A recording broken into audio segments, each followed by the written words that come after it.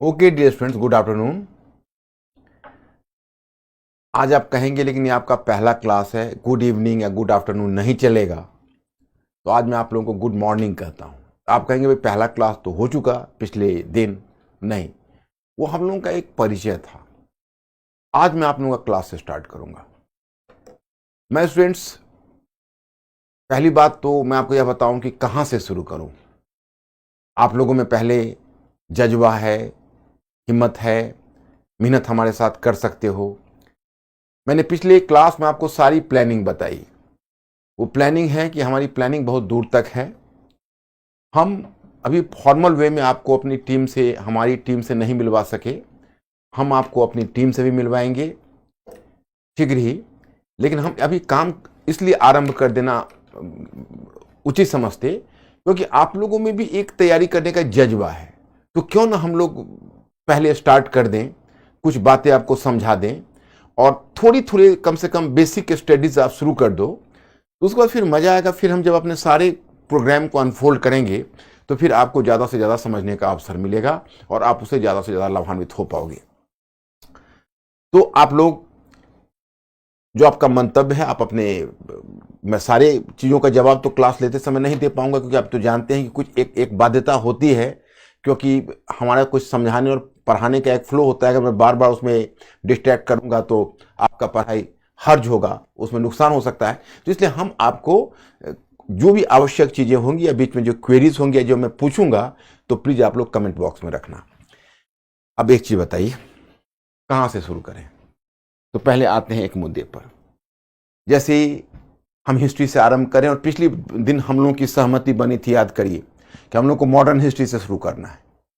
लेकिन मैं यहां पर यह कहना चाहूंगा कि मॉडर्न हिस्ट्री से सिर्फ शुरू करने से नहीं होगा, क्योंकि आप लोगों का जो एक परसेप्शन है तैयारी का और जो मेरा परसेप्शन है वो परसेप्शन अलग अलग है।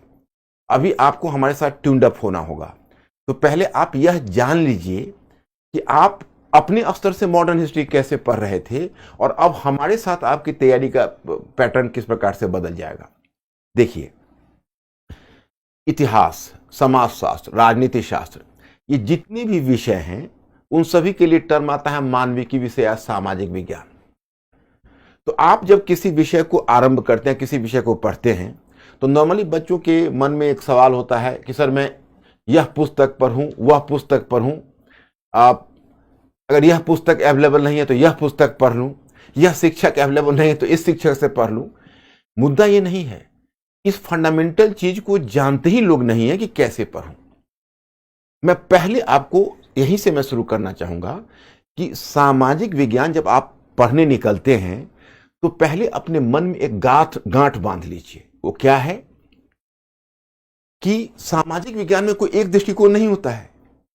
जब आप सामाजिक विज्ञान पढ़ते हैं तो आपको इतना मानसिक लचीलापन चाहिए कि किसी बिंदु पर एक से अधिक विचार होते हैं, एक से अधिक दृष्टिकोण होते हैं और उन दृष्टिकोण को समझना मांगता है। क्योंकि देखिए, क्वेश्चन मैं आपको क्वेश्चन से प्रूव करूंगा, फिर आपको ये बात समझ में आ जाएगी। देखिए, एक प्राकृतिक विज्ञान और एक सामाजिक विज्ञान में क्या अंतर होता है। प्राकृतिक विज्ञान में प्रत्येक कारण का एक परिणाम होता है और प्रत्येक परिणाम का एक निश्चित कारण होता है। लेकिन सामाजिक विज्ञान में एक कारण के अनेक परिणाम हो सकते हैं और अनेक कारण की एक परिणाम हो सकते हैं, या आप कह सकते हैं कि एक परिणाम के अनेक कारण हो सकते हैं या एक कारण के अनेक परिणाम हो सकते हैं। अब उदाहरण बताता हूं। जैसे आप कहते हो कि फ्रांस की क्रांति 1789 में फ्रांस में घटित हुई। अगर कारण पूछा जाए तो आप कहेंगे कुछ खास परिस्थितियां वहां विद्यमान थी जिस कारण से क्रांति घटित हुई। तो मैं आपसे एक सवाल करूंगा कि अच्छा एक बात बताओ बच्चों, अगर यही सारे कारण उस समय हॉलैंड में भी फिट कर दिए जाते, ब्रिटेन में वो सारे कारण फिट कर दिए जाते, तो क्या ब्रिटेन में भी फ्रांस की क्रांति जैसी कोई क्रांति हो जाती? ऐसा आप आश्वस्त हैं? नहीं ना? नहीं।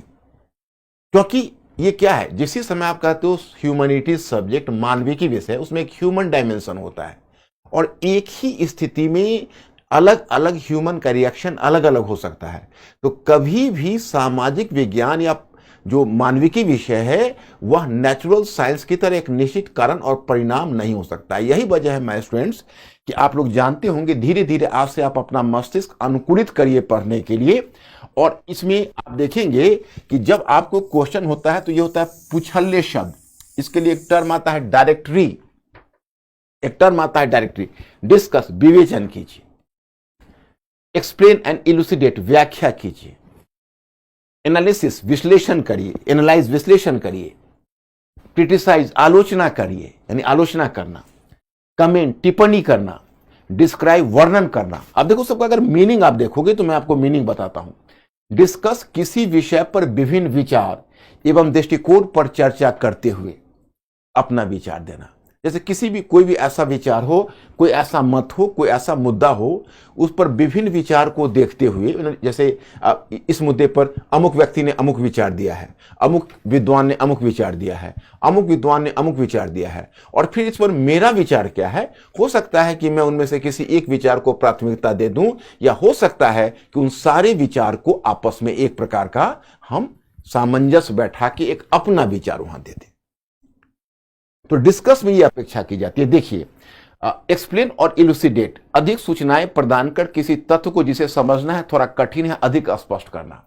एक्सप्लेन का मतलब होता है कि कोई चीज आप जानते हो लेकिन ठीक से नहीं समझ रहे हो, तो मैं क्या करूंगा, मैं उसमें अलग अलग विचार देकर, अलग अलग उदाहरण देकर आपको स्पष्ट उस मुद्दे पर कर दूंगा, और तब आप कहेंगे अच्छा अब मैं समझ गया। इसका मतलब है मैं एक्सप्लेन कर रहा हूं।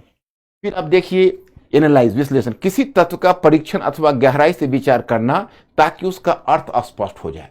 किसी चीज पर हम इतनी गहराई से विचार करेंगे कि उसमें छोटे छोटे टुकड़ों में बांटकर उसका अर्थ स्पष्ट हो जाए। क्रिटिसाइज, आलोचना करना, किसी भी तत्व के अच्छे एवं बुरे पक्ष पर अपना निर्णय देना। जब हम किसी तथ्य के अच्छे या बुरे पक्ष पर निर्णय देते हैं, उसका सबल पक्ष भी बताते हैं और निर्बल पक्ष भी बताते हैं, तब वह हुआ क्रिटिसाइज यानी आलोचना करिए। उसी का शब्द आता है हिंदी में, आलोचना कीजिए, समालोचना कीजिए, समीक्षा कीजिए। उसके आगे का टर्म आता है डिस्क्राइब, वर्णन करना, किसी तथ्य अथवा व्यक्ति के विषय में विस्तार से लिखना ताकि उसका स्वरूप स्पष्ट हो जाए। मतलब कि अगर वर्णन करना है तो किसी व्यक्ति अथवा किसी तथ्य पर इतना विस्तार से लिखेंगे। मैं ये आपको भेज दूंगा, ये कोई बड़ी चीज नहीं, लेकिन इसका इस्तेमाल अभी आप करना नहीं सीखेंगे। मैं धीरे धीरे इसका इस्तेमाल करना सिखाऊंगा। मैंने यहां से क्यों शुरू किया वो आपको पता चलेगा, क्योंकि पहले हम जब सामाजिक विज्ञान में या मानविकी विषय में हाथ डाल रहे तो पहले हमें यह पता होना चाहिए कि हमारे विषय की आवश्यकता क्या है, उस विषय को हम किस प्रकार से ले चलेंगे। तो किसी तथ्य अथवा व्यक्ति के विषय में विस्तार से लिखना ताकि उसका स्वरूप स्पष्ट हो जाए। फिर इवेल्युएट, मूल्यांकन करना, किसी तथ्य पर सावधानी से विचार करना तथा यह निर्धारित करना कि वह हद तक महत्वपूर्ण और उपयोगी है। मतलब जैसे सोने को परखा जाता है, किसी धातु को परखा जाता है, उसी तरह अगर आप किसी विषय पर किसी तथ्य को पर सावधानी से विचार करके उसके महत्व का आकलन करते हो तो उसके लिए टर्म आता है इवेल्युएट। उसके आगे टर्म आता है डू यू एग्री। अधिकतर स्थितियों में असहमति भी जतानी पड़ती है। मतलब कोई क्वेश्चन में रहेगा औरंगजेब एक महान शासक था, डू यू एग्री, क्या आप सहमत हैं? या आप कहेंगे वर्तमान सरकार की आर्थिक नीति एक सफल आर्थिक नीति का उदाहरण है, क्या आप सहमत हैं? तो अधिकतर डू यू एग्री, तो क्या आप सहमत है शब्द होता है। तो 95% स्थिति में असहमति का बिंदु दर्शाना होता है। अब उसका अपवाद भी 5% हो सकता है, जो आपको क्वेश्चन टू क्वेश्चन आपको अलग अलग पता चल जाएगा, लेकिन आपको 95% स्थिति में उसका इशारा होता है नहीं, मतलब हम एग्री नहीं कर रहे। जैसे मैं आपको उदाहरण एक बताता हूं कि आपने अगर एक्टिव टू पैसिव वॉइस बनाया होगा अपने लाइफ में, आपने हायर सेकेंडरी क्लास में या उससे पहले आपने एक्टिव टू पैसिव तो वॉइस बनाया होगा, तो उसमें आप क्या देखते हैं? उसमें आप देखते हैं कि आपसे पूछा जाता है does Ram go to Patna, यह हुआ इंट्रोगेटिव सेंटेंस, तो आप एफर्मेटिव में क्या कहते हो? Ram does not go to Patna.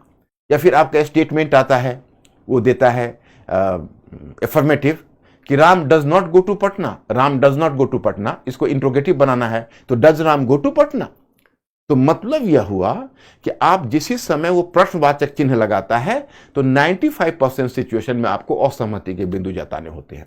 अब मैं स्टूडेंट्स, आप एक चीज बताइए, कई बार तो ऐसा होता है कि स्टूडेंट्स जस्ट ज्वाइन करते हुए हमसे पूछते हैं कि सर अब अलग अलग जो शब्दावलियां हैं, पुछल्ले शब्दावलियां हैं, वह पुछल्ले शब्दावलियां का जिसको डायरेक्टरी शब्द कहते हैं, इसका क्या मतलब होता है सर, मुझे समझ में नहीं आ रहा। अब मैं आपको बताना चाहता ये शब्द कैसे समझ में आएगा, क्योंकि आप जब पढ़ते हैं तो आपके लिए मॉडर्न हिस्ट्री का मतलब है पलासी का युद्ध का कारण और परिणाम, बक्सर के युद्ध का कारण और परिणाम। आप सीधा सपाटा उसका पैराफ्रेजिंग करते चले जाते हैं, आप सीधे तौर पर तथ्यों का संचय करते चले जाते हैं और वहां से लेके पूरे मॉडर्न हिस्ट्री समाप्त कर देते हैं। तो जहां 2 विचार लिखने पड़ेंगे, 3 विचार लिखने पड़ेंगे, तो वहां आपको प्रतीत होगा कि अरे मैं तो बस यही जानता हूं, यही एकमात्र विचार है, इससे इतर कोई विचार है ही नहीं। उससे भी मैं फनी सिचुएशन आपको बताता हूं। कई बार अपने मित्रों में भी मनमुटाव हो जाता है या अपने मित्रों में भी असहमति हो जाती है, तनाव हो जाता है, क्योंकि एक कहता है कि देखिए इसमें यह मतलब होगा, दूसरा कहेगा नहीं इसमें यह मतलब होगा, और दोनों इस बात पर कई बार झगड़ पड़ते हैं कि मैं करेक्ट हूं तो मैं करेक्ट हूं। माय स्टूडेंट्स, सोशल साइंस में ऐसा नहीं होता है। सोशल साइंस में प्रत्येक चीज का एक पर्सपेक्टिव होता है और कहने का भी अंदाज होता है। जैसे मैं आपको बताऊं, ये ग्लास तो खाली है, लेकिन मैं परिकल्पना करता हूं ये ग्लास अगर आधा भरा हुआ हो तो कहीं कहेंगे यह ग्लास, अगर इसको पॉजिटिव सेंस में कहना होगा तो पॉजिटिव सेंस में हम कहेंगे कि हर कुछ के बावजूद भी हमारे ग्लास में आधा ग्लास पानी है। और अगर इसके नेगेटिव कहना हो, इसका नकारात्मक पक्ष उजागर करना हो, तो फिर हमें कहना पड़ेगा कि इस चाहे हम कितनी भी बड़ी बड़ी बातें कर लें, लेकिन यह सच्चाई है कि हमारा ग्लास अभी भी आधा ग्लास खाली है। तो जब हम आधा ग्लास खाली है पर जोर देंगे तो वो लिमिटेशंस पार्ट होगा, और जब आधा ग्लास भरा हुआ पर जोर देंगे तो पॉजिटिव पार्ट होगा। बच्चे समझ रहे हैं? यस सर, एक क्वेश्चन है। हाँ बोलिए। प्रिया कुमारी का इवैल्यूएट का हाँ, इवेल्युएट का। हाँ प्रिया, तुम्हारा क्वेश्चन आ गया मेरे पास। देखो, इवेल्युएट का मूल्यांकन करना, किसी तथ्य पर सावधानी से विचार करना तथा यह निर्धारित करना कि वह यह हद तक महत्वपूर्ण और उपयोगी है। मतलब जैसे मैं आपको बताता हूं कि एक उदाहरण देकर बताता हूं कि जवाहरलाल नेहरू ने भारतीय राष्ट्रीय आंदोलन में समाजवाद की विचारधारा को लोकप्रिय बनाया, इस कथन का मूल्यांकन कीजिए। तो इसका मतलब हुआ कि हमें अब यह दिखाना होगा कि जवाहरलाल नेहरू ने किस हद तक उसमें योगदान दिया, माने उन्होंने ऐसा क्या क्या किया जिसके करने से राष्ट्रवादी आंदोलन में समाजवादी विचारधारा अधिक प्रभावी हो गई। तो प्रिया, थोड़ा तुमको वेट करना पड़ेगा, क्योंकि जैसे जैसे हमारा टॉपिक आगे बढ़ेगा तो हम अपने टॉपिक में यह सारी चीजें आपको बताते जाएंगे। और जैसा कि मैंने बताया कि अभी तो मैं एक जस्ट एग्जाम्पल के जस्ट मैं आप एक टर्मिनोलॉजी दे रहा हूं। ये टर्मिनोलॉजी से सिर्फ क्लियर नहीं होगा, एग्जाम्पल से क्लियर होगा, और एक प्रैक्टिकल रास्ता भी मैं बताऊंगा। बल्कि इसमें 8 या 10 मैंने पुछल्ले शब्द दिए हैं, लेकिन प्रैक्टिकली तुमको लिखने में 2 ही तरह की चीजें काम आएगी। उसको हम 2 पार्ट में क्लासिफाई कर देंगे। जहां है प्रकाश डालिए, व्याख्या कीजिए, विश्लेषण कीजिए, परीक्षण कीजिए, या जो ये शब्द आता है मूल्यांकन कीजिए, उसको हम एक कोटि में डाल दिया। और दूसरे कोटि में डाल दिया समीक्षा कीजिए, विवेचन कीजिए, आलोचनात्मक परीक्षण कीजिए या आलोचनात्मक परीक्षण कीजिए। तो ये शब्द है विवेचन कीजिए, क्या आप सहमत हैं, इसको दूसरी कैटेगरी में डाल दिया। और पहले कैटेगरी में आप एक उसको हाइपोथेटिकल क्वेश्चन कहते हैं, और दूसरे कैटेगरी में जो आते हैं उसको आर्गुमेंटेटिव क्वेश्चन कहते हैं। मैं भी एग्जाम्पल देके आपको समझाऊंगा तो ये बात आपको स्पष्ट हो जाएगी। तो यहां तक ये शब्दावलियां पहली बार मैं आपको परिचय दे रहा हूं। आप लोगों को सिर्फ यह काम करना है कि ये शब्दावलियां मैं आपको ये पीडीएफ के फॉर्म में मैं भेजता रहूंगा मैटर। आप लोग पीडीएफ के फॉर्म में उस मैटर को देखते रहना, और कोई भी दिक्कत हो तो बताना। अब मैं तुमको एक एग्जाम्पल देता हूं तो आपको समझ में आ जाएगा। अब कौन सा एग्जाम्पल दूं जो आप लोगों के लिए भी सहज होगा। तो एग्जाम्पल, मैं ऐसा एग्जाम्पल देता हूं कि जिनके बारे में थोड़ा बहुत आप जानते होगी। तो क्योंकि अभी मॉडर्न हिस्ट्री तो आपने पढ़ा नहीं है, तो चलिए मैं आपको एक एग्जाम्पल गांधी जी पर ही देता हूं। चलिए,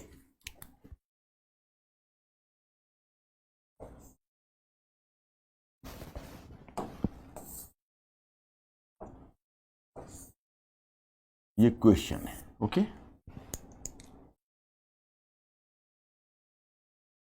क्वेश्चन है, भारतीय राष्ट्रीय आंदोलन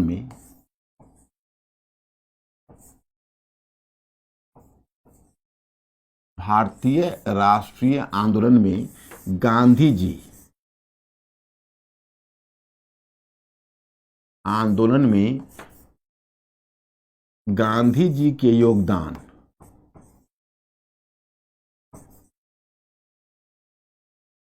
गांधी जी के योगदान का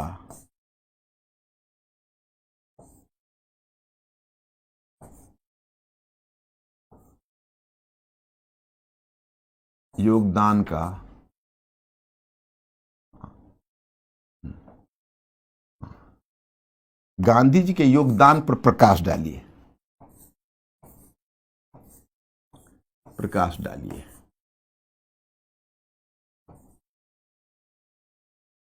गांधी जी के योगदान पर प्रकाश डालिए। दूसरा क्वेश्चन आपका आता है, ये पहला क्वेश्चन है। दूसरा क्वेश्चन है, यही स्टेटमेंट रहेगा। देखो ये स्टेटमेंट, आप इस प्रश्न को देखिए, भारतीय राष्ट्रीय आंदोलन में गांधी जी के योगदान पर प्रकाश डालिए। ये शब्द है गांधी जी के योगदान, ये शब्द हुआ, इसको कहते हैं टॉपिक स्टेटमेंट। और जो यह शब्द है प्रकाश डालिए, यह है डायरेक्टरी। तो दो शब्द का प्रयोग हुआ।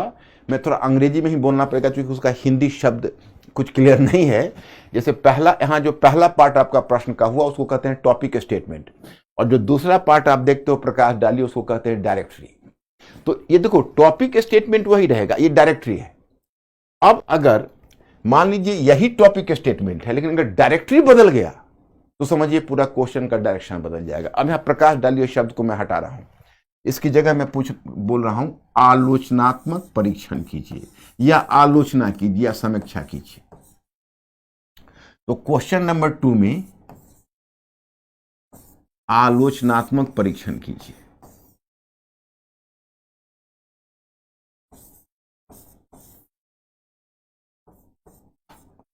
आलोचनात्मक परीक्षण कीजिए। अब देखिए ये दोनों दो क्वेश्चन है, क्योंकि इसमें मैंने बाकी चीजें नहीं लिखी है, बाकी चीजें मैंने डॉट डॉट करके छोड़ दिया है। जैसे आपने पीछे देखा कि भारतीय राष्ट्रीय आंदोलन में गांधी जी की योगदान, तो यहां पर प्रकाश डालिए हुआ, तो ये इस क्वेश्चन को बोलते हैं हाइपोथेटिकल क्वेश्चन। हाइपोथेटिकल क्वेश्चन,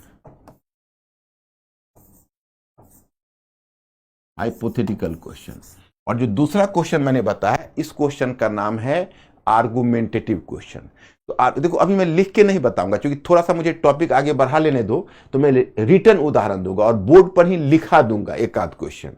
क्योंकि मैंने क्या कहा, आपको रीडिंग फास्ट करनी है, आपको क्वेश्चन राइटिंग सिखानी है, आपको सोचने वाला प्राणी बनाना है। ये प्रोसेस है, कोई ऐसा नहीं है। जैसे आप मॉडर्न हिस्ट्री पढ़ते हो तो एक चैप्टर खोला, क्या तो आपने पढ़ा कर्नाटक युद्ध, फिर पढ़ा पलासी का युद्ध, बक्सर का युद्ध, वारेन हेस्टिंग्स, फिर वहां से कॉर्नवालिस, अस्थाई बंदोबस्त, रैयतवाड़ी और महलवाड़ी। इस तरह की जो पढ़ाई है ना, उसमें अंडरस्टैंडिंग नहीं बनती है। उसमें क्या होता है, सिर्फ इंफॉर्मेशन होता है और सारे लोग उसी तरह पढ़ाते हैं। आप देखो मेरा पैटर्न को समझना, मेरा जो पैटर्न है उसमें आप एक सोचने वाला प्राणी बनोगे, क्योंकि इंटीग्रेटेड में आपको कर दूंगा। इंटीग्रेटेड कर दूंगा तो जैसा कि मैंने पिछले क्लास में आपको बताया था, 2 + 2 4 नहीं होगा, 2 + 2 22 होगा।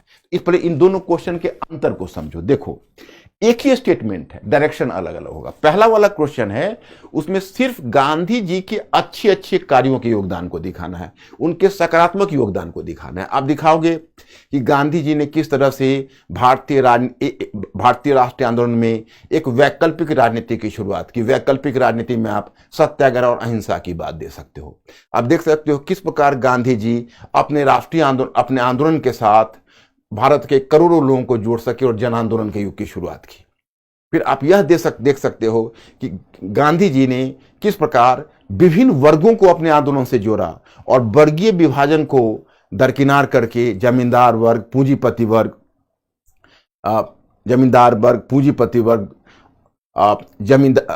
जमींदार वर्ग और किसान, पूंजीपति वर्ग और मजदूर, सभी को एक मोर्चे पर ला दिया। फिर आप यह दोगे कि किस प्रकार गांधी जी ने महिलाओं को भी जोड़ा और असहयोग आंदोलन में, असहयोग और खिलाफत के दिनों में उन्होंने मुसलमानों को भी जोड़ने की कोशिश की और हिंदू मुस्लिम दोनों को मूवमेंट से जोड़ा। फिर आप देख सकते हो कि गांधी जी ने न केवल आंदोलन में सामाजिक भागीदारी को बल्कि उद्देश्य को भी बदल दिया, और गांधी जी के लिए स्वतंत्रता का मतलब केवल राजनीतिक स्वतंत्रता प्राप्त करना नहीं था बल्कि सामाजिक और सांस्कृतिक स्वतंत्रता प्राप्त करना भी था। तो पहले वाले में केवल तुम उनके सकारात्मक योगदान को लिखते हुए चले गए तो तुम्हारा पहला क्वेश्चन पूरा हो गया। हाँ, हाँ, हाइपोथेटिकल का मतलब है कि कोई एक स्टेटमेंट मैं आपको बता देता हूं। यहां पर देखो,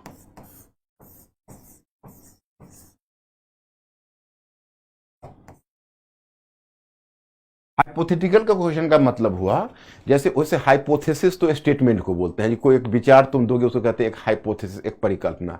क्वेश्चन के फॉर्म में माय स्टूडेंट्स इस बात को ध्यान रखना, जब तुम शब्द देखोगे हाइपोथेटिकल तो इसका मतलब तुम यह लगाना कि कोई ऐसा क्वेश्चन है जिसमें स्टेटमेंट को सिद्ध करना है, उसको कंटेस्ट नहीं करना है। जैसे मैं आपको बताता हूं कि भारतीय राष्ट्रीय आंदोलन में गांधी जी के योगदान का आलोचनात्मक परीक्षण कीजिए या गांधी जी के योगदान का विवेचन कीजिए, या आपको रहेगा कि भारतीय राष्ट्रीय आंदोलन में क्या गांधी जी ने भारतीय राष्ट्रीय आंदोलन में केवल सकारात्मक योगदान दिखाया। तो इसका मतलब वह क्वेश्चन आर्गुमेंटेटिव है, आपको दिखाना है कि गांधी जी ने आंदोलन में यह भूमिका तो दिखाई, परंतु यहां गांधी जी चूक गए, यहां गांधी जी पिछड़ गए। तो वहां अगर तुम दिखाते हो ये क्वेश्चन हो गया आर्गुमेंटेटिव, इसको आर्गुमेंटेटिव कहते हैं। आर्गुमेंटेटिव का मतलब हुआ कि हम इस स्टेटमेंट को, इसमें आपको हाइपोथेटिकल क्वेश्चन में जो स्टेटमेंट, किसने क्वेश्चन पूछा था तो नाम के साथ बताया करो। तो अमित तुम सुन रहे हो, जो पहला वाला क्वेश्चन है वो पहले वाले क्वेश्चन में जो हाइपोथेसिस दिया हुआ है सीधा सीधा आप उस हाइपोथेसिस को प्रूव करोगे, और जो दूसरा वाला क्वेश्चन है उसमें आपको हाइपोथेसिस को प्रूव नहीं करना है बल्कि उस हाइपोथेसिस को कंटेस्ट भी करना है। Do you understand my point और नॉट?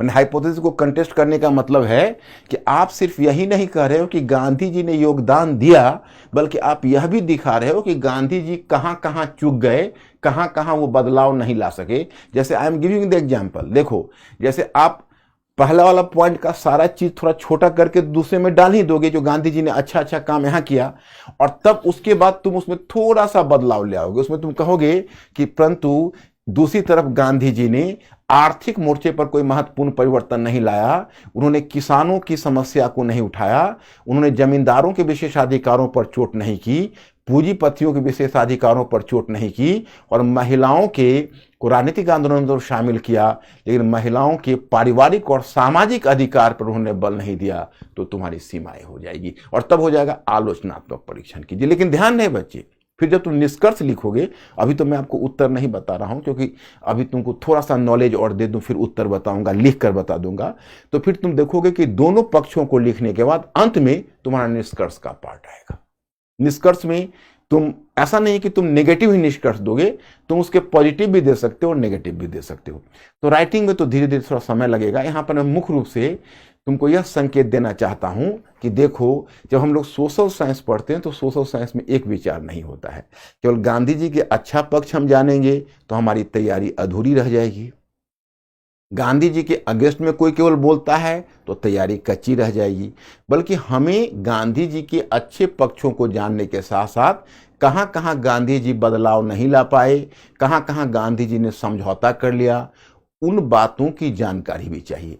अब जब हम इतनी व्यापकता से पढ़ेंगे तब हमारे सामने एक चैलेंज यह होगा, यार इसको हम रिटेन कैसे करें, दिमाग में इतनी चीजें रखें कैसे। क्योंकि रखने का तरीका मैं बता रहा हूं कि कैसे आपको सोचने वाला प्राणी बनाऊंगा, और सोचने वाले प्राणी का मतलब है कि मैं इंटीग्रेटेड आपको पढ़ाऊंगा। तो इंटीग्रेटेड पढ़ाने से क्या होगा कि एक से दूसरा जब लिंक होगा तो आपकी समझ में स्वमेव आ जाएगा। तो मुझे लगता है कि मैं पहला वाला इशू शायद इसमें संकेत देने में, राइटिंग तो बाद में लिखाऊंगा, लेकिन यह मैं संकेत देने में कामयाब रहा कि नहीं कि आप सामाजिक विज्ञान के स्वरूप को समझ चुके हो।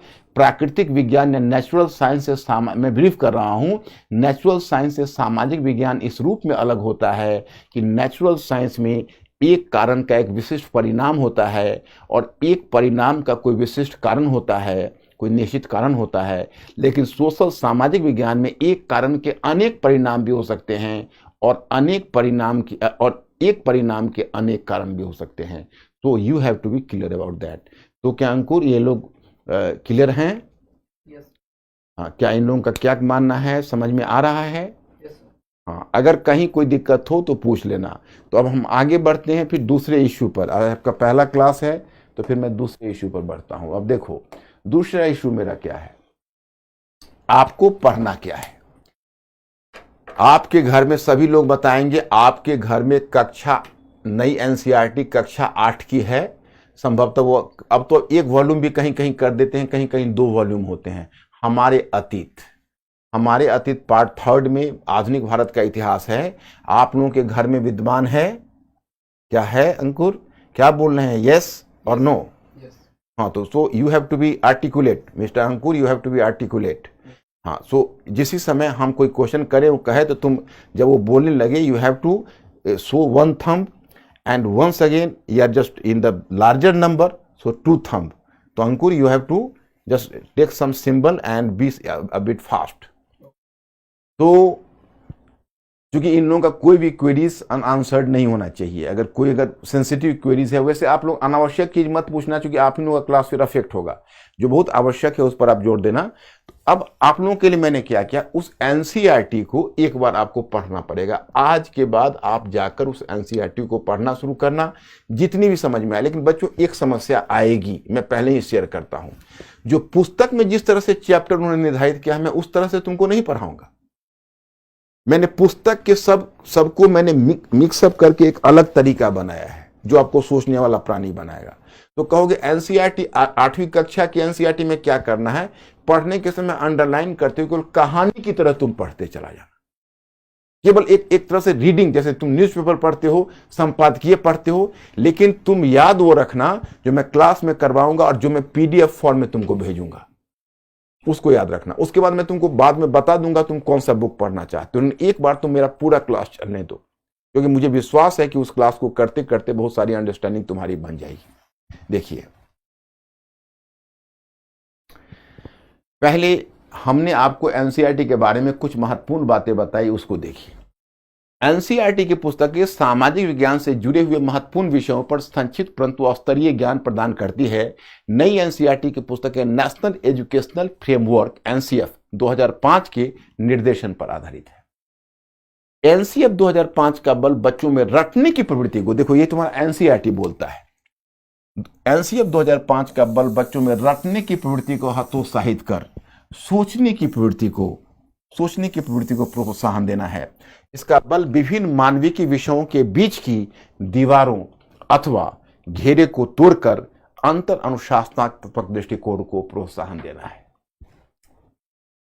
अंतर अनुशासनात्मक दृष्टिकोण, अंतर अनुशासनात्मक का मतलब होता है जब आप एक विषय के ज्ञान का उपयोग दूसरे विषय की समझ को विकसित करने के लिए करते हो, तो उसको कहा जाता है अंतर अनुशासनात्मक दृष्टिकोण, इंटरडिसिप्लिनरी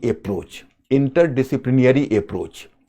तो एनसीईआरटी ने 2 बातें कही, एक तो बच्चों में रटने की प्रवृत्ति को हतोत्साहित कर सोचने की प्रवृत्ति को बढ़ाना है, और दूसरा उनमें अंतर अनुशासनात्मक दृष्टिकोण विकसित करना है। अब अतः एनसीईआरटी की पुस्तकें केवल ज्ञान का स्रोत ही नहीं, बल्कि बच्चों में विश्लेषण परक उसी चीज को विश्लेषण करके, देखो मुझे आप लोगों का पढ़ने का तरीका पहले बदलना है, और आप लोग इस बात के लिए मेंटली प्रिपेयर्ड हो जाओ। जब हमारे साथ आ रहे हो तो आपको पढ़ने का पहला का तरीका छोड़ना पड़ेगा, और जैसे जैसे मैं बताऊं आप आंख मूंद के उसका पालन करो, और फिर 1 महीने के बाद बताना कि कितना बड़ा बदलाव तुम महसूस कर रहे हो। तो अतः एनसीईआरटी की पुस्तकें केवल ज्ञान का स्रोत ही नहीं, बल्कि बच्चों में विश्लेषण परक सोच को प्रोत्साहित करने का साधन भी है। इतिहास में अब देखो, पहला चैप्टर आपका एनसीईआरटी में दिया हो। अब मैंने आपको सुविधा के लिए क्या किया कि आप सामने एनसीईआरटी रखना, और ये सामने मेरे पेज को रखना, इसका पेज निकाल लेना, और मेरे पेज को या तुम अगर चाहो तो इलेक्ट्रॉनिक्स फॉर्म में भी रख सकते हो। इतिहास में तिथियां क्यों महत्वपूर्ण है, उसमें लिखा रहेगा, तुम पहले उसमें देखते हुए इस प्रश्न का जवाब खोजना, इतिहास में तिथियां क्यों महत्वपूर्ण है। मैं पूछूंगा मैं दूसरे दिन आऊंगा, और ये सवाल शुरू के 2 चैप्टर पर सवाल करूंगा कि कितने बच्चे ने एनसीईआरटी में पढ़ा है, इतिहास में तिथियां क्यों महत्वपूर्ण है, इसका उत्तर खोज के बताना हमें। दूसरा, इतिहास में विभाजन का आधार क्या हो, जेम्स मिल द्वारा किए जाने वाले विभाजन का दोष क्या है, जो मैं अभी डिस्कस करूंगा। दूसरा है औपनिवेशिक से क्या तात्पर्य, व्हाट डू मीन बाय औपनिवेशिक। कॉलोनियल क्या है, कॉलोनियल किसको कहते हैं। कल मैं आप लोगों से पूछूंगा, mister Ankur you have to be careful, I will just ask this question to the students, और कल इन लोगों को रिप्लाई 2 चीज देना है। एक तिथियां क्यों महत्वपूर्ण हैं, दूसरा औपनिवेशिक से क्या तात्पर्य है। फिर मुझे पता चलेगा कि सारे स्टूडेंट्स ने एनसीईआरटी पढ़ी है। वैसे मैं बताऊं, एक टेक्नोलॉजी भी हम ईजाद करने जा रहे हैं, मतलब ईजाद का मतलब हमारी टीम उसको यूज करने वाली है, जिस टेक्नोलॉजी से पता चल जाएगा कि आप लोगों ने किसने कितना लेक्चर देखा है, किसने किस टाइम में देखा है। Are you getting this point और नॉट।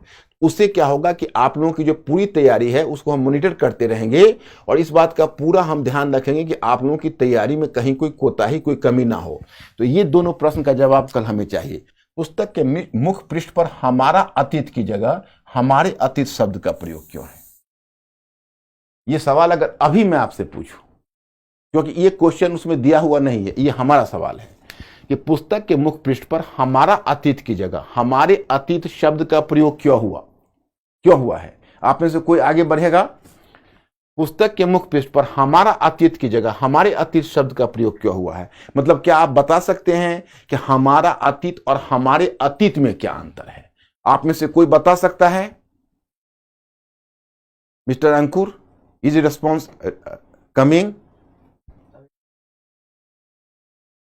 हमारा प्रश्न यह है, फिर मैं एक बार रिपीट कर रहा कि हमें पुस्तक के मुख्य पृष्ठ पर हमारा अतीत की जगह हमारे अतीत शब्द का क्यों प्रयोग हुआ है मॉडर्न हिस्ट्री में।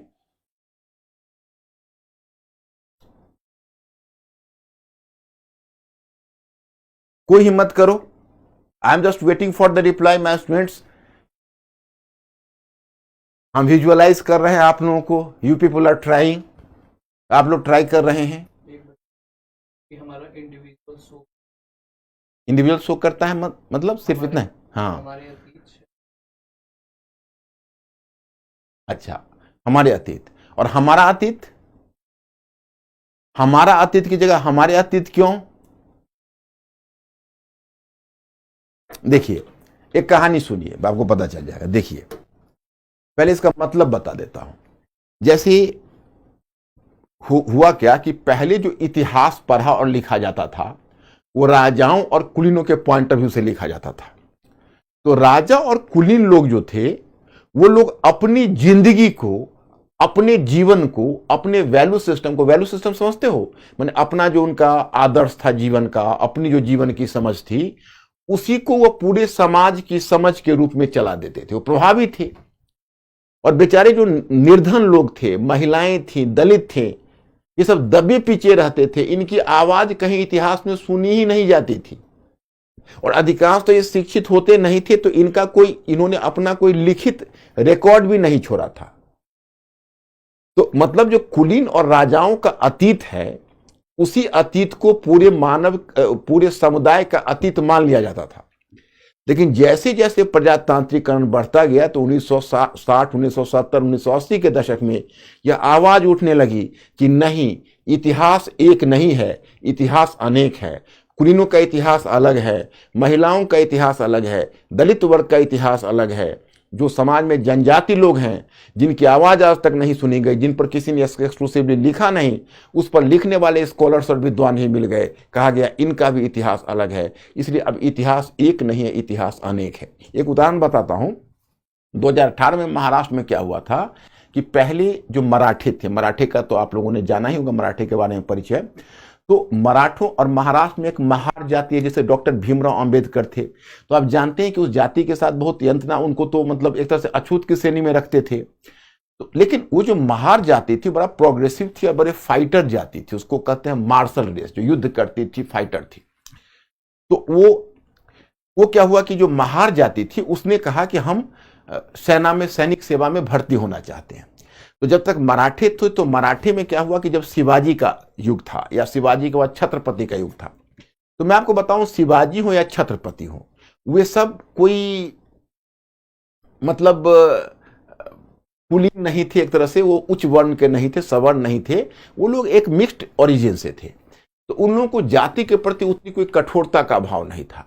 लेकिन उसके बाद जब क्या हुआ कि छत्रपति के बाद जब पेशवाओं का शासन आया, तो पेशवा हुए, उनको बोलते हैं पेशवा को, वो पेशवा सवर्ण पेशवा हुए। They were the high born Hindus.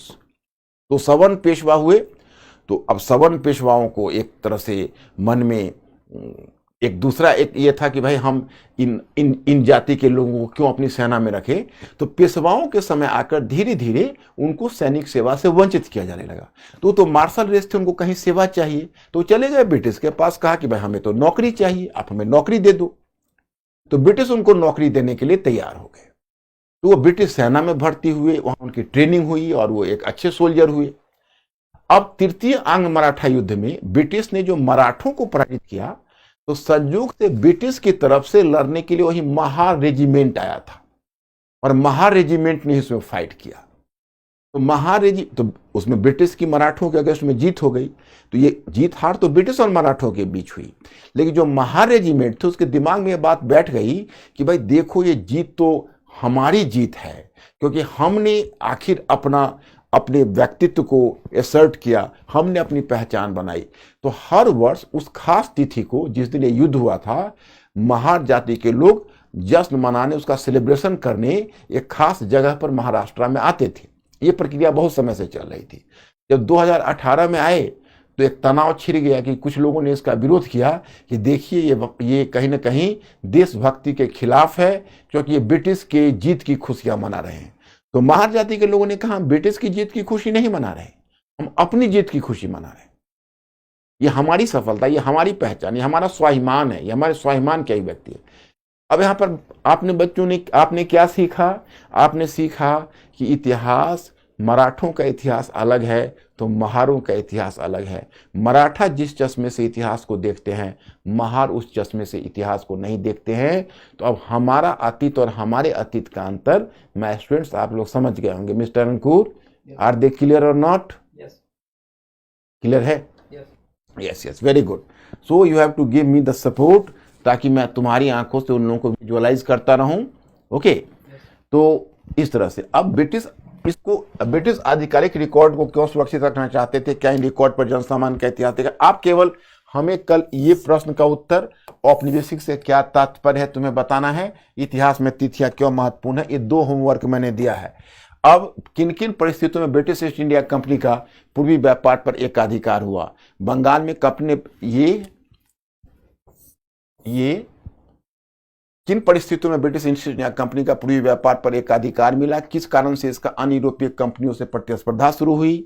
Bengal में कंपनी ने व्यापार का विस्तार क्यों किया तथा वह किस प्रकार से नवाब के साथ मतभेद का कारण बना? बंगाल की दीवानी से कंपनी को लाभ क्या मिला?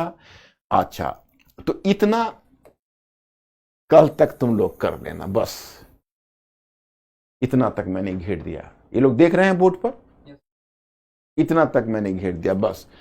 किन परिस्थितियों में ये व्यापार से साम्राज्य तक कंपनी की सत्ता स्थापित हुई, उसके बाद मैं ये पूरा भेज देता हूं कि आप लोग बुक में पढ़ोगे। ग्रामीण क्षेत्र पर शासन चलाना, ये मैं पूरा पीपीटी आपको भेज देता हूं और मैं आपको गाइड करता रहूंगा। आपको क्या, जब जनता बगावत करती है, 1857 का विद्रोह देखो, उपनिवेशवाद और शहर, बुनकर, लोहा बनाने वाले और फैक्ट्री मालिक, सबका मैंने टॉपिक बना दिया है। बस इसको जैसे ये चीज जो लिखा हुआ है बुक में पढ़ के आपको मिलाना है उसको। बुनकर, लोहा और फैक्ट्री मालिक, देसी जनता को सभ्य बनाना और राष्ट्र को शिक्षित करना, वही अंग्रेजी शिक्षा पर है। देखो, महिलाएं, जाति एवं सुधार, दृश्य कलाओं की बदलती दुनिया, राष्ट्रीय आंदोलन का संगठन 1870 के दशक से 1947 तक, 1937 से 1943 तक। अब मैं तुमको एक, पहले इसको पढ़ लो, तो मैं कक्षा 12वीं की मॉडर्न हिस्ट्री के एनसीईआरटी का भी बना दूंगा इसी तरह, और तुम उसको फॉलो करके एक बार पढ़ लेना। उसी में से मैं टर्म को, और अब तो धीरे धीरे कॉम्प्रिहेंशन सिखाऊंगा, तो उसी से कॉम्प्रिहेंशन का पीस निकाल दूंगा, तो तुम्हारी अंडरस्टैंडिंग और भी बेहतर होगी। जब एक बार कॉम्प्रिहेंशन देखने लगोगे, जैसा मैंने प्लान आपको कहा है, तो उससे आपको फिर धीरे धीरे आपको निबंध पर भी ले जाऊंगा। तो फिर हल्का हल्का हमारी जो टीम है वो निबंध पर भी वर्क करेगी। तो वो पूरी व्यवस्था आपको यहाँ पर इस वेन्यू से मिलेगी, क्योंकि मुझे एक नए सिरे से और नए तरीके से आपको लेकर चलना है। तो ये सब पहलू को आप देख लोगे।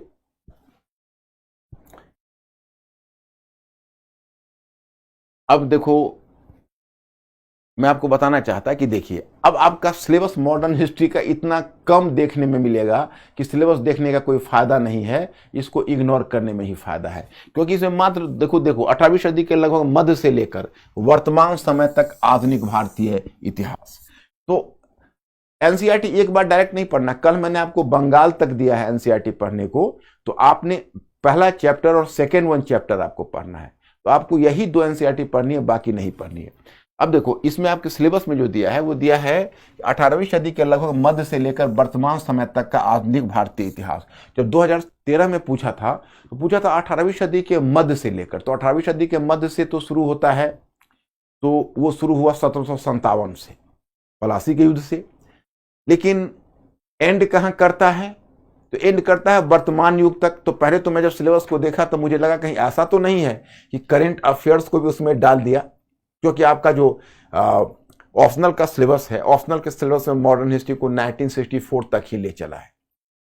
तो मुझे लगा कि नहीं ऐसा तो हो नहीं सकता है। तो मैं इंतजार करने लगा। 2013 के वर्ष में इसका पाठ्यक्रम का परिवर्तन हुआ।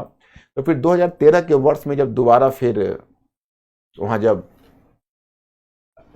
क्वेश्चन पेपर आया, फिर 2013, 2014, 2015, तो फिर एक क्लियर हो गया कि 1970 से आगे वो नहीं जाते हैं, बल्कि अब तो 1970 से पहले ही रहने लगे हैं। तो चलिए इतना बड़ा एरिया, तो इससे हिंट मतलब इतना बड़ा एरिया मॉडर्न हिस्ट्री में कवर करना है।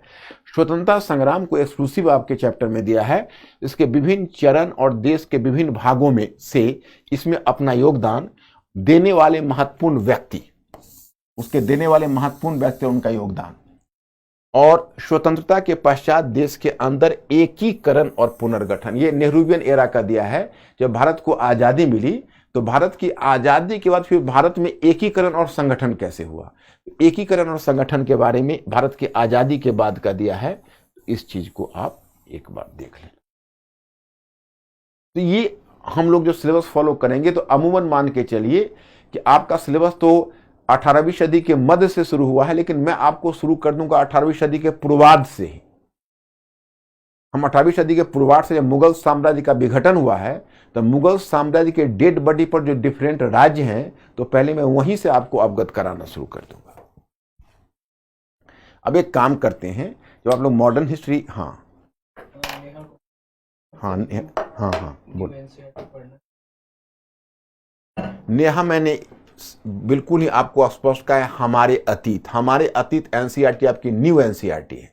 हालांकि वह, अगर यह न्यू एनसीईआरटी को भी देखो तो आज का नहीं, 2006 का एनसीईआरटी लिखा गया है। तो 2006 में आप समझ सकते हो कि आज 2022 है, 2023 में आप प्रवेश करोगे, अब 2022 भी एंड कर रहा है। तो इतना पहले लिखा गया है, मतलब वह 16 वर्ष उसके भी हो गए, लेकिन बावजूद इसके उसको अभी न्यू एनसीईआरटी कहा जाता है। लेकिन ये प्रश्न तो अब है ही नहीं, जिसमें आपने हमारे अतीत वाला चैप्टर देखना है, तो हमारे अतीत तो आपका न्यू एनसीईआरटी बुक है। तो इसमें तो, और ये जो मैंने टॉपिक भी बना के दिया है वो आपके न्यू एनसीईआरटी बुक का दिया है। आप सिर्फ न्यू एनसीईआरटी बुक को देखिए। ओके,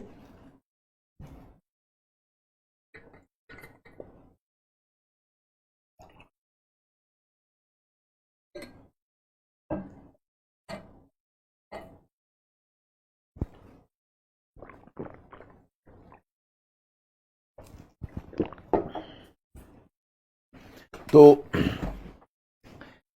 अब देखिए, और कोई क्वेश्चन, एनी क्वेश्चन? हाँ, क्या नाम बताया? हाँ, शबनम, हाँ बताओ। देखो, हिस्ट्री बुक कभी ज्यादा परचेज मत करो, तुम एनसीईआरटी पुस्तक परचेज कर लो। और एनसीईआरटी नई वाली के अलावा अगर आप चाहते हो 2 एनसीईआरटी परचेज कर लो। एक 8वीं कक्षा की एनसीईआरटी परचेज कर लो, परचेज करके घर में रखने के लिए, फिर मैं इंस्ट्रक्शन दूंगा। तो एक 8वीं कक्षा की एनसीईआरटी परचेज कर लो, एक 12वीं कक्षा की नई एनसीईआरटी परचेज कर लो। तो जो 12वीं कक्षा की जो नई एनसीईआरटी है उसमें 3 एनसीईआरटी, एक एंशिएंट, एक मिडिवल, एक मॉडर्न, आप सभी परचेज कर सकते हो। और अभी तो आप मॉडर्न हिस्ट्री भी केवल परचेज कर सकते हो। उसके अलावा आप बिपिन चंद्रा की बुक पहले वाली है, बिपिन चंद्रा की बुक है पहले वाली, मॉडर्न आधुनिक भारत का इतिहास, वो पहली एनसीईआरटी है। अब वो पहली एनसीईआरटी रही नहीं, तो बिपिन चंद्र का आधुनिक भारत का इतिहास अब आपको बुक के फॉर्म में छाप दिया है। या तो पहली वाली एनसीईआरटी आपको मिलेगी तो जेरॉक्स फॉर्म में मिलेगी, तो उसमें पढ़ने में आपको मजा नहीं आएगा। तो आप किसी बुक सेलर से बोलना कि हमको बिपिन चंद्र, मॉडर्न हिस्ट्री में बिपिन चंद्र की बुक आधुनिक भारत हमें दो, तो वो आपको आधुनिक भारत की एक बुक दे देगा पतला सा, उस बुक को आप परचेज कर लेना, उसको घर में रख लेना। और कक्षा 8 की एनसीईआरटी और कक्षा 12वीं की एनसीईआरटी दोनों को आप परचेज करके घर में रख लेना। फिलहाल आपको इतना ही करना है। ओके, अब देखो, अब मैं यहां पर, चूंकि आप मॉडर्न हिस्ट्री शुरू करने जा रहे हो, तो मैं चाहूंगा कि थोड़ा सा पहले आपको इतिहास के विषय में पता चल जाए कि आखिर इतिहास का विभाजन किया कैसे जाता है। जैसे अब भारतीय इतिहास का विभाजन है, तो ये मैं आपको भेज दूंगा, जिससे आपको पता चलेगा कि भाई कुछ किस प्रकार से हमारे इतिहास का विभाजन हुआ। जैसे आपका इतिहास है, आप आज इतिहास का विभाजन करते हो प्राचीन भारत, मध्यकालीन भारत, आधुनिक भारत, तो क्या यह विभाजन उचित है या उचित नहीं है? आपको ये पीडीएफ में भेज दूंगा, क्योंकि काम की चीज में पीडीएफ इसलिए भेज दूंगा कम से कम पढ़ने के लिए इनिशियल तो आपको कुछ चीज रहे। हो सकता है लेक्चर के बाद आप मिस कर जाओ, लेकिन लेक्चर के बाद देखो मिस नहीं कर सकते। अगर लेक्चर को थोड़ा स्लो करके नोट डाउन भी कर लो, या वैसे भी आप लेक्चर सुनने के लिए बैठना तो पेपर और पेन लेके बैठना, तो पेपर और पेन लेकर बैठने से फिर आपको समझने में ज़्यादा सुविधा होगी, और उसमें थोड़ा काम की चीज़ जहाँ आवश्यक होगा वहाँ आप नोट डाउन भी कर सकते हो, तो आपके लिए बहुत अच्छा रहेगा। आप उसको अगर थोड़ा सा जैसे कुछ सुन रहे हैं कुछ इंपॉर्टेंट चीज़ लगी तो नोट डाउन कर लिया, तो आपको याद रखने में उससे सुविधा होगी। तो मैं आपको बता रहा था कि जैसे देखिए, भारत का जो इतिहास है, प्राचीन भारत, मध्यकालीन भारत और आधुनिक भारत का विभाजन है, यह विभाजन यूरोपीय इतिहास का हुआ। तो यूरोपीय इतिहास का त्रिकालीय विभाजन रहा। तो चूंकि उसका त्रिकालीय विभाजन रहा, प्राचीन काल, मध्यकालीन प्राचीन यूरोप, मध्यकालीन यूरोप और आधुनिक यूरोप, तो इसी तरह से भारतीय इतिहास को भी आज आप प्राचीन भारत, मध्यकालीन भारत और आधुनिक भारत में बांटते हो, या प्राचीन काल, मध्यकाल और आधुनिक काल। तो यूरोप में जो प्राचीन काल है उसको कुल मिलाकर प्रगति का काल माना जाता था, जब रोमन साम्राज्य का उद्भव हुआ और रोमन साम्राज्य ने इतना सारा प्रसार किया। जब रोमन साम्राज्य का पतन हुआ और यूरोप में जब सामंतवाद का युग आया था, तो उसके लिए उसने नाम दिया था मध्यकाल। और फिर जब एक बार यूरोप के इतिहास में मैं आपको बताऊंगा, जब कुस्तुनतुनिया का पतन हुआ और तुर्कों ने कुस्तुनतुनिया पर कब्जा कर लिया, और जब यूरोप और पूरब के बीच का व्यापारिक मार्ग जब इस्लामी शक्ति ने बंद कर दिया, तो जो मैं आपको 18वीं सदी के उत्तरार्ध में बताऊंगा, तो यूरोपीय शक्तियों ने नए नए मार्गों की खोज शुरू कर दी। तो जो नए मार्गों की खोज आप देखते हो उसको कहते हैं सी वोएजेज या सामुद्रिक खोज। तो जब सामुद्रिक खोज की प्रक्रिया देखोगे उसको भौगोलिक खोज बोलते हैं। वही जो भौगोलिक खोज है वहीं से आधुनिक काल का आरंभ वो मानते हैं, और पुनः जागरण, धर्म चोरी आंदोलन वगैरह हुआ। तो यूरोप के इतिहास में जब प्राचीन काल, मध्यकाल और आधुनिक काल की संकल्पना आई, उस समय प्राचीन काल को प्रगतिशील कहा गया था, मध्यकाल को प्रगतिहीन माना गया, नीचे डाउन होता हुआ, और फिर आधुनिक काल को प्रगतिशील माना गया। तो पहले क्या हुआ? आदित्य बोलो। स्पेक्ट्रम का पढ़ना है। आदित्य स्पेक्ट्रम मत पढ़ना, तुम फिर उलझ जाओगे। देखो, जब आप मुझसे पढ़ रहे हो तो मेरे तरीकों को फॉलो करो। स्पेक्ट्रम में क्या क्या बहुत ज्यादा फैक्ट्स है, और सबसे बड़ी बात है कोई स्कीम नहीं है पढ़ने का। आदित्य, आज तुम लोगों का पहला क्लास है, इसलिए बहुत चीज मुझे भी समझाना मुश्किल होगा, और तुम भी चूंकि पुराने संस्कार में ढले हुए हो पढ़ने के, तो तुम्हारा भी अपना पुराना पैटर्न बनाने में तुम्हें भी थोड़ी दिक्कतें आएगी। लेकिन मैंने क्या कहा कि 4-5 दिन हमारे साथ काम करो, तो तुम मेरे पैटर्न को फिर धीरे धीरे समझने लगोगे, और एक बार जब इस पैटर्न को समझ जाओगे तब तुमको पता चलेगा कि पहले पढ़ने में मुश्किलें क्या आती थी। जैसे देखो, बिना स्कीम के तथ्य पढ़ते चलोगे तो रटना पड़ेगा, और रटने की प्रवृत्ति को हतोत्साहित कर सोचने की प्रवृत्ति को बढ़ाना है तो फैक्ट्स को कम करना है।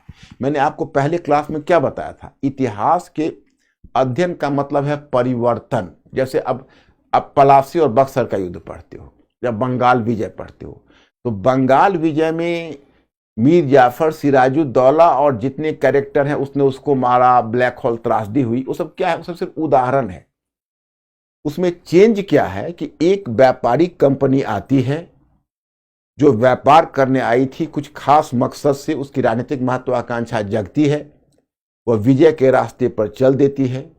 पलासी का युद्ध उसको क्यों करना पड़ा, उसके पीछे उसकी क्या मंशा थी, पलासी के युद्ध के बाद उसे क्या लाभ मिला, पलासी के युद्ध क्या इतना महत्वपूर्ण युद्ध था, या उससे ज़्यादा महत्वपूर्ण बक्सर का युद्ध था।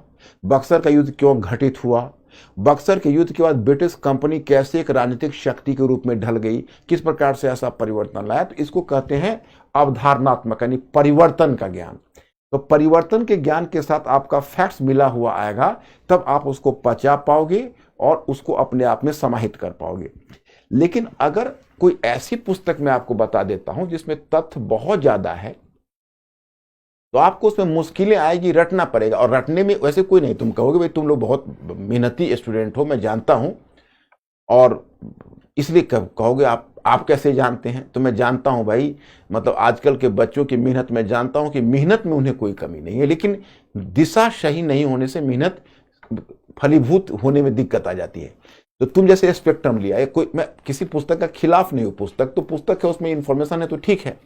तो वो इंफॉर्मेशन इतना ज्यादा है कि वो उसमें तुम उलझ जाओगे, और तुम मेहनत करके 2-4 पेज रटते जाओगे, तो जैसे जैसे पेज आगे बढ़ेगा पीछे का भूलते जाओगे, और फिर एक बड़ा ही गलत साइकिल में फंस जाओगे, और तब फिर फ्रस्ट्रेशन बिल्डअप करने लगेगा। इसलिए हम उस पुस्तक पढ़ने को हतोत्साहित करते हैं, और स्पेक्ट्रम में बहुत ज्यादा फैक्चुअल उसको बनाया हुआ है।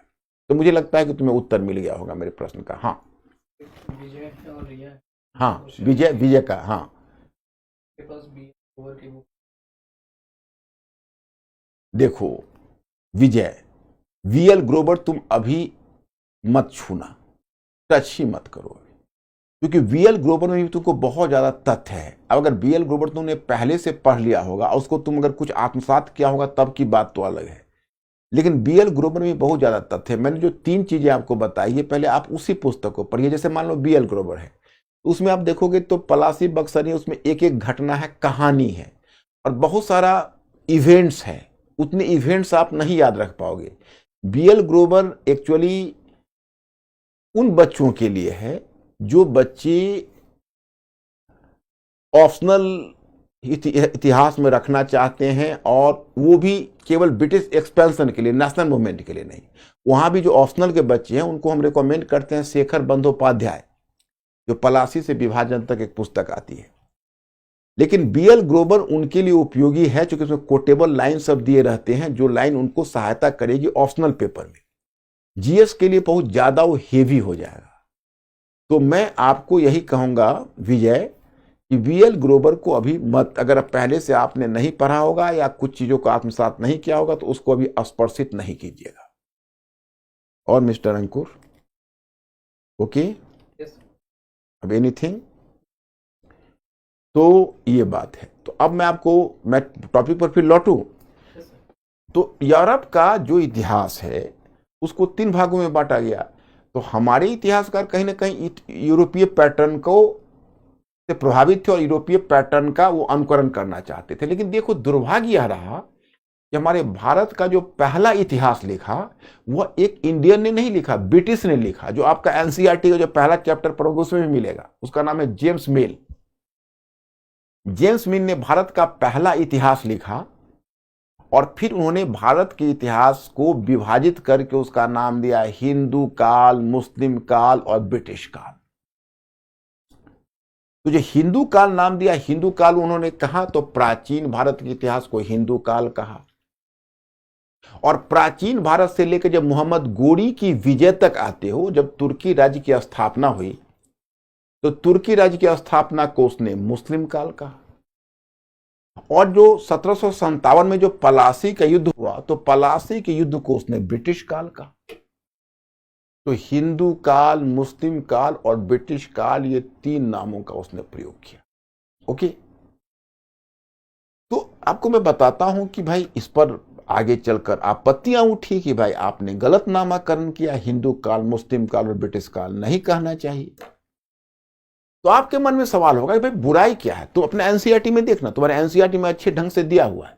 इसलिए विजय चाहे जितने लोग ग्रोवर वगैरह, पहले तुम एनसीईआरटी 8वीं कक्षा का जो आपको ये जाएगा, इनको आप भेज देना वहां मिस्टर अंकुर, ये पीपीटी इनका भेज देना, और ये बच्चों तक पहुंच जाना चाहिए। तो उसमें एनसीईआरटी का जो टॉपिक्स है, वो टॉपिक्स को मैंने 1-2 करके दिया हुआ है, और उस टॉपिक में क्वेश्चन बना के दिया हुआ है कि मतलब उसमें इशू बना के दिया, उस इशू के आधार पर तुम एनसीईआरटी पढ़ोगे तो पता चलेगा। देखो प्राचीन भारत के लोग वो अपने आप को हिंदू नहीं कहते थे, हिंदू पहचान ही बाद में आई।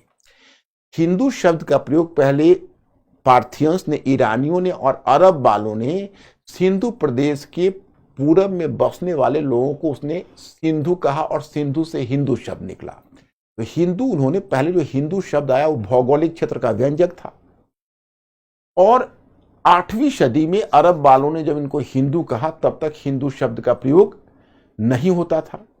तो मुद्दा यह उठा कि अब अरब वालों ने जब हिंदू कहा है, उससे पहले जब हिंदू शब्द, जब भारतीय अपने आप को हिंदू नहीं कहते हैं तो हिंदू काल क्यों कह रहे हो? और अगर हिंदू काल का मतलब आप लगाते हो ब्राह्मणों, मतलब ब्राह्मणवादी संस्कृति से या ब्राह्मणवादी धर्म से, तो उसमें बौद्ध पंथ भी है, जैन पंथ में विविध प्रकार के धर्म है, किसी एक धर्म की परिधि में हम इसको बांध नहीं सकते, तो फिर इसको हिंदू तुम क्यों कह रहे हो? ये मुद्दा उठा। फिर बात दूसरी उठी, मुस्लिम काल। तो मुस्लिम काल में मोहम्मद गोरी के आक्रमण को आपने मुस्लिम काल कहा। अब इसलिए इस बात पर आपत्ति की जाती है। मैं स्टूडेंट, जरा सोचो, अगर आप लोगों ने मध्यकालीन भारत के इतिहास की थोड़ी अगर आपको समझ होगी, जो हो सकती है, तो आप देखोगे मोहम्मद गोरी ने जिस समय हिंदुस्तान को जीता था 1192 में और तुर्की राज्य की स्थापना की थी तराइन के दूसरे युद्ध के बाद, तो उसने दिल्ली और अजमेर का पर कब्जा किया था और 12वीं सदी के अंत तक ज्यादा से ज्यादा कन्नौज और गंगा यमुना के ऊपरी द्वाब तक ही उसका नियंत्रण था। लेकिन बाकी तो भारतीय उपमहाद्वीप में हिंदू शासक ही शासन कर रहे थे।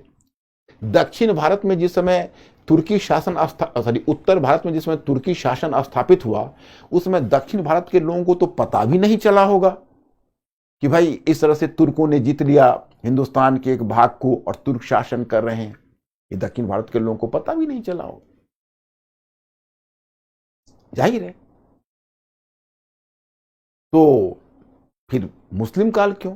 दक्षिण भारत के लोग कहेंगे यार तुमको भले ही तुर्कों से तुम हार रहे थे, तुर्की आक्रमणकारी तुम्हें पराजित कर रहे थे, लेकिन हमारे जो चोल शासक हैं वो तो श्रीलंका को जीत रहे थे, दक्षिण पूर्व एशिया तक मार कर रहे थे, तो तुम्हारे लिए होगा वो मुस्लिम काल, हमारे लिए मुस्लिम काल कहां है? तो मुस्लिम काल शब्द का औचित्य नहीं। तीसरा उन्होंने कहा ब्रिटिश काल। ब्रिटिश काल कहा बैटल ऑफ पलासी 1757 में जब पलासी का युद्ध हुआ, तो उसके लिए उन्होंने कहा कि यहीं से ब्रिटिश काल की शुरुआत हुई। इस बात पर आपत्ति हुई कि पहली बात है कि जब आप धर्म के आधार पर डिवाइड कर रहे थे और धर्म के आधार पर आपने हिंदू काल कहा, मुस्लिम काल कहा, तो आप क्रिश्चियन काल कहते, तो उनको हिंदू काल कहा, इनको मुस्लिम काल कहा, इनको क्रिश्चियन काल कहने के बजाय आप कहते हो, आप क्रिश्चियन काल नहीं कहते हो, आप कहते हो ब्रिटिश काल। खैर चलो 1 मिनट के लिए भी, लेकिन हम ब्रिटिश काल को क्यों आधार माने? मान लीजिए मध्यकाल में तो चलो हिंदू मुस्लिम शासक छोटे रूल में, छोटी क्षेत्र में रूल कर रहे हैं और हिंदू शासक चारों तरफ फैले हुए हैं, बहुसंख्यक प्रजा हिंदू, इसलिए मुस्लिम काल शब्द उचित नहीं है। पर आपने जो ब्रिटिश काल नाम दिया, तो आप जो ब्रिटिश लोग हैं वो तो बाह्य एक्सप्लॉइटर्स हैं, वो तो बाहर के शोषक थे। आप बाहर से आकर लूट कर शोषण करते रहे। लेकिन यहां जो हिंदुस्तान है, वो हिंदुस्तान में तो पहले से जो इस्टेब्लिश पैटर्न है वही इस्टेब्लिश पैटर्न चला आ रहा है। तो आपने तो कभी अपने आप का देशीकरण किया ही नहीं, आप तो हमेशा एक बाहर शोषक बने रहे। तो ब्रिटिश काल शब्द भी उचित नहीं है, तो ये अनुचित हुआ। पहले इसका खंडन किसने किया my student, do you understand? इसका पहला खंडन किया राष्ट्रवादी लेखकों ने। उन्होंने नाम बदल दिया, कहा नहीं हिंदू मुस्लिम और ब्रिटिश काल नहीं, इसका नाम होना चाहिए प्राचीन काल, मध्यकाल और आधुनिक काल। उन्होंने जो यह बात कही, जानते हो यह पैटर्न उन्होंने कहां से लिया? फिर वही यूरोपीय इतिहास से लिया। यूरोपीय इतिहास में प्राचीन काल, मध्यकाल, ancient, medieval and modern age है, उसी तरह उन्होंने बांटा। लेकिन जानते हो कि और नाम बदला, विभाजन का आधार तो वही रखा। मध्यकाल का आरंभ इन्होंने भी मोहम्मद गोरी के आक्रमण और तुर्की शासन की स्थापना से माना। एक तो जेम्स मिल ने एक बड़ा बुरा काम कर दिया, हमारे इतिहास का सांप्रदायिकरण कर दिया, हिंदू और मुस्लिम के बीच एक तरह से दरार पैदा करने की कोशिश की कि देखो भाई, ये जो 12वीं सदी से पहले का जो काल है वह हिंदुओं का काल रहा है, और 12वीं सदी के बाद बाहर से मुसलमान आ गए, जीत लिया हिंदुस्तान को और अपना काल, मुस्लिम काल स्थापित कर लिया। वो इस बात को क्यों नहीं समझ पा रहे हैं कि इन 600 वर्षों में, यानी 12वीं से 18वीं सदी तक हिंदू और मुसलमान दोनों साथ साथ रहते हुए समन्वित संस्कृति का विकास किया। और इस तरह तो बहुत सारे देश में बाहरी लोग गए, वहाँ के देशी बन गए। ब्रिटिश लोग अमेरिका गए और फिर वो उनका अमेरिकीकरण हो गया, और वही ब्रिटिश लोगों ने अमेरिका के अगेंस्ट में एक क्रांति करके फिर संयुक्त राज्य अमेरिका को एक स्वतंत्र राष्ट्र बनाया। तो ऐसा तो ट्रांसफर पोस्टिंग पूरे वर्ल्ड में हुई है। तो आप उनको क्यों ये बात बार बार इंडियन की मेमोरी में भर रहे हो कि देखो ये हिंदुओं का आपका ग्लोरियस जो आपका गौरवपूर्ण समय था वो 12वीं सदी था, और फिर 12वीं सदी के बाद यहाँ पर जब मुसलमान आ गए तो उनका युग शुरू हो गया। इस बात पर आपत्ति की जानी चाहिए। लेकिन हमारे राष्ट्रवादी लेखकों ने नाम तो बदल दिया, लेकिन विभाजन का आधार वही रखा, वही मोहम्मद गोरी के शासन की स्थापना। और आधुनिक काल जिसको उन्होंने कहा है वह बैटल ऑफ पलासी से शुरू होता है। तो यहां पर भी देखो एक आपत्ति है। 1757 में मैं आप लोगों से पूछूं कि 1757 में जो ब्रिटिश ने विजय की हिंदुस्तान की, तो ये अच्छी घटना है या बुरी घटना है? जो ब्रिटिश शासन जो बंगाल में स्थापित हुआ उसको आप अच्छी घटना मानते हो या बुरी घटना मानते हो? माने आप लगातार सुनते सुनते बोर न हो जाओ, थोड़ा हम लोगों से कम्युनिकेट करो। हाँ, उनका ऑप्शनल में हिस्ट्री लेना सही। अरे एक पूछने की बात है, नेकी और पूछ विक्की, हिस्ट्री से बढ़िया ऑप्शनल क्या है? इसको लेने में क्या आपत्ति होगी? बिल्कुल लीजिए।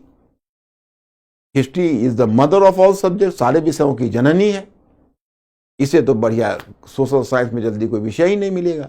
आप देखो ना, सत्येंद्रनाथ टैगोर से लेकर वर्तमान युग तक सिविल सेवा में हिस्ट्री ने अपनी जगह बनाई हुई है। और कोई?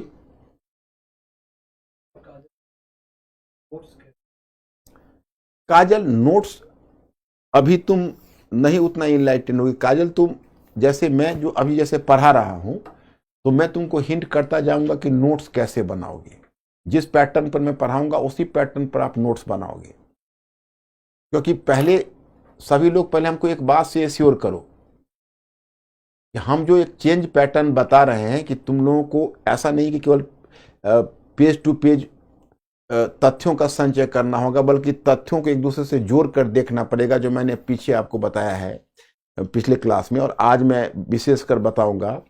तो आप हमारे इस बदले हुए पैटर्न को थोड़ा सा समझने का प्रयास कर रहे हो ना, और इस पैटर्न को मत समझना तो पूछ लेना हमसे। इस पैटर्न समझना बहुत ही आवश्यक है। तो अब फिर लौटता हूं, तो मैं आपको बता रहा था कि अब आधुनिक काल ये जो आधुनिक काल जैसे बैटल ऑफ पलासी, मेरा प्रश्न ये है इन लोगों से कि पलासी के युद्ध के बाद जो बंगाल में ब्रिटिश शासन की स्थापना हुई, उसको आप अच्छी घटना मान रहे हो भारत के लिए या बुरी घटना मान रहे हो? बुरी घटना। तो एक माय स्टूडेंट्स मैंने बुरी घटना लिख रहे हैं ना, तो अब सवाल ये उठता है कि जब हम इसको बुरी घटना मान रहे हैं my students, is it justified to say that the modern age started from with the battle of Plassey? तो क्या ऐसा मानना उचित है कि पलासी के युद्ध के साथ आधुनिक युग का आरंभ हुआ? क्योंकि आधुनिक युग को तो तुम प्रगति का द्योतक मानते हो, तो ये समस्या आती है। तो खैर चलिए, इन्होंने बस वही जेम्स मिल के विभाजन को ही आधार बनाया, केवल नाम बदल दिया। अब आए मार्क्सवादी लेखक। अब ये बहुत डिटेल्स में मत पूछना कि मार्क्सवादी इतिहास लेखन क्या है, क्योंकि ये तुम लोगों का इंटरेस्ट का विषय नहीं है, यह है ऑप्शनल वालों का। लेकिन तुम लोगों को थोड़ी सी मैं इसलिए झलक देता हूं कि मुझे उनका रेफरेंस देना आवश्यक है, क्योंकि ये जो इस इतिहासकार हैं, इससे पहले जो इतिहासकार होते थे, जैसे राष्ट्रवादी होते थे या ब्रिटिश लेखक होते थे, वो हमेशा राजवंश के इतिहास पर बल देते थे कि जब राजा बदलता है, एक राजवंश से दूसरा राजवंश आता है, युद्ध होता है, घटनाएं होती है, उसको परिवर्तन का कारक मानते थे। वो मानते थे कि इतिहास में बड़े बड़े परिवर्तन होते हैं, जब एक राजवंश आता है, दूसरे राजवंश को हराता है, एक युद्ध होता है, फिर एक राजवंश जाता है, दूसरा राजवंश स्थापित होता है, तो उसको इतिहास में हम मानते हैं कि वो परिवर्तन का द्योतक है। मार्क्सवादी विद्वानों ने उसको उलट दिया, कहा कि ऐसा नहीं होता है, अर्थव्यवस्था में परिवर्तन होता है, और अर्थव्यवस्था में परिवर्तन समाज में परिवर्तन को दिखाता है। तो अर्थव्यवस्था और समाज में जो परिवर्तन होता है, वही परिवर्तन राजनीतिक परिवर्तन का रास्ता तैयार करता है। तो उनका ये कहना था कि देखो भाई, तुम मोहम्मद गोरी की विजय और तुर्की शासन की स्थापना से मध्यकाल का आरंभ मानोगे तो गलत हो जाएगा, क्योंकि मोहम्मद गोरी जीता और पृथ्वीराज चौहान हार गया या तुर्की राज्य की स्थापना हुई, उसकी मूल कारण को पकड़ो। उसका मूल कारण है कि 7वीं सदी के बाद जो भारत में सामंतवाद का उद्भव हुआ, तो सामंतवाद, आपके मन में सवाल होगा सामंतवाद क्या होता है। तो सामंतवाद में क्या है, जैसे राजा है और ये प्रजा है, तो पहले राजा पावरफुल होता था, शक्तिशाली होता था, और अपनी नौकरशाही मतलब अधिकारी के माध्यम से नीचे टैक्स वसूलता था और अपनी प्रजा पर कंट्रोल रखता था। आगे चलकर क्या हुआ, भूमि अनुदान के कारण बीच में सरदार लोग आ गए, मध्यस्थ और बिचौलिए आ गए, वही प्रजा से टैक्स वसूलने लगे और राजा को ऊपर कम टैक्स देते थे और ज्यादा खुद डकार लेते थे। तो वो खुद पावरफुल बन गए, अपने किले बना लिए, अपनी सेना रख ली। तो राजा और प्रजा के बीच बहुत सारे ऐसे छोटे छोटे शासक हो गए जिनके पास अपनी शक्ति थी, और राजा और प्रजा के बीच का जो पहले डायरेक्ट संबंध था वो टूट गया और राजा की आमदनी कम हो गई, और उसी समय व्यापार को भी धक्का लगा, मुद्राओं की भी कमी पड़ गई। तो इसको भारतीय सामंतवाद का नाम दिया जाता है। तो उनका कहना था कि सामंतवाद आया जिस कारण से केंद्रीय सत्ता कमजोर हुई, और जब केंद्रीय सत्ता कमजोर हो गई तो मोहम्मद गोरी या तुर्की शासकों को भारत में विजय करने का अवसर मिला। अगर केंद्रीय सत्ता कमजोर नहीं होती तो मोहम्मद गोरी हरगिज नहीं जीतता और फिर यहाँ पर तुर्की राज्य की स्थापना नहीं होती। तो हमें इतिहास में परिवर्तन का कारण मोहम्मद गोरी से नहीं मानना है, बल्कि हमें इतिहास में परिवर्तन का कारण सामंतवाद के उद्भव से मानना है। तो जानते हो, उन्होंने एक नया चैप्टर जोड़ दिया, पूर्व मध्यकाल, और पूर्व मध्यकाल आपके पाठ्यक्रम में है 750 ईस्वी से 1200 ईस्वी के बीच। मैं स्टूडेंट्स, क्या मैं आपको समझा पाया ये चीज? 750 से 1200 ईस्वी पूर्व मध्यकाल, और तब अब 4 विभाजन हो गया, प्राचीन काल, पूर्व मध्यकाल, उत्तर मध्यकाल। उत्तर मध्यकाल में सल्तनत काल आ गया जिसको तुर्की शासन की स्थापना कहते हो। तो इतना हो गया। अब क्या हुआ कि 1980 और 1990 के दशक में, अब आपके मन में जिज्ञासा होगी, भाई मैं दशक कहता हूं तो दशक का मतलब क्या है?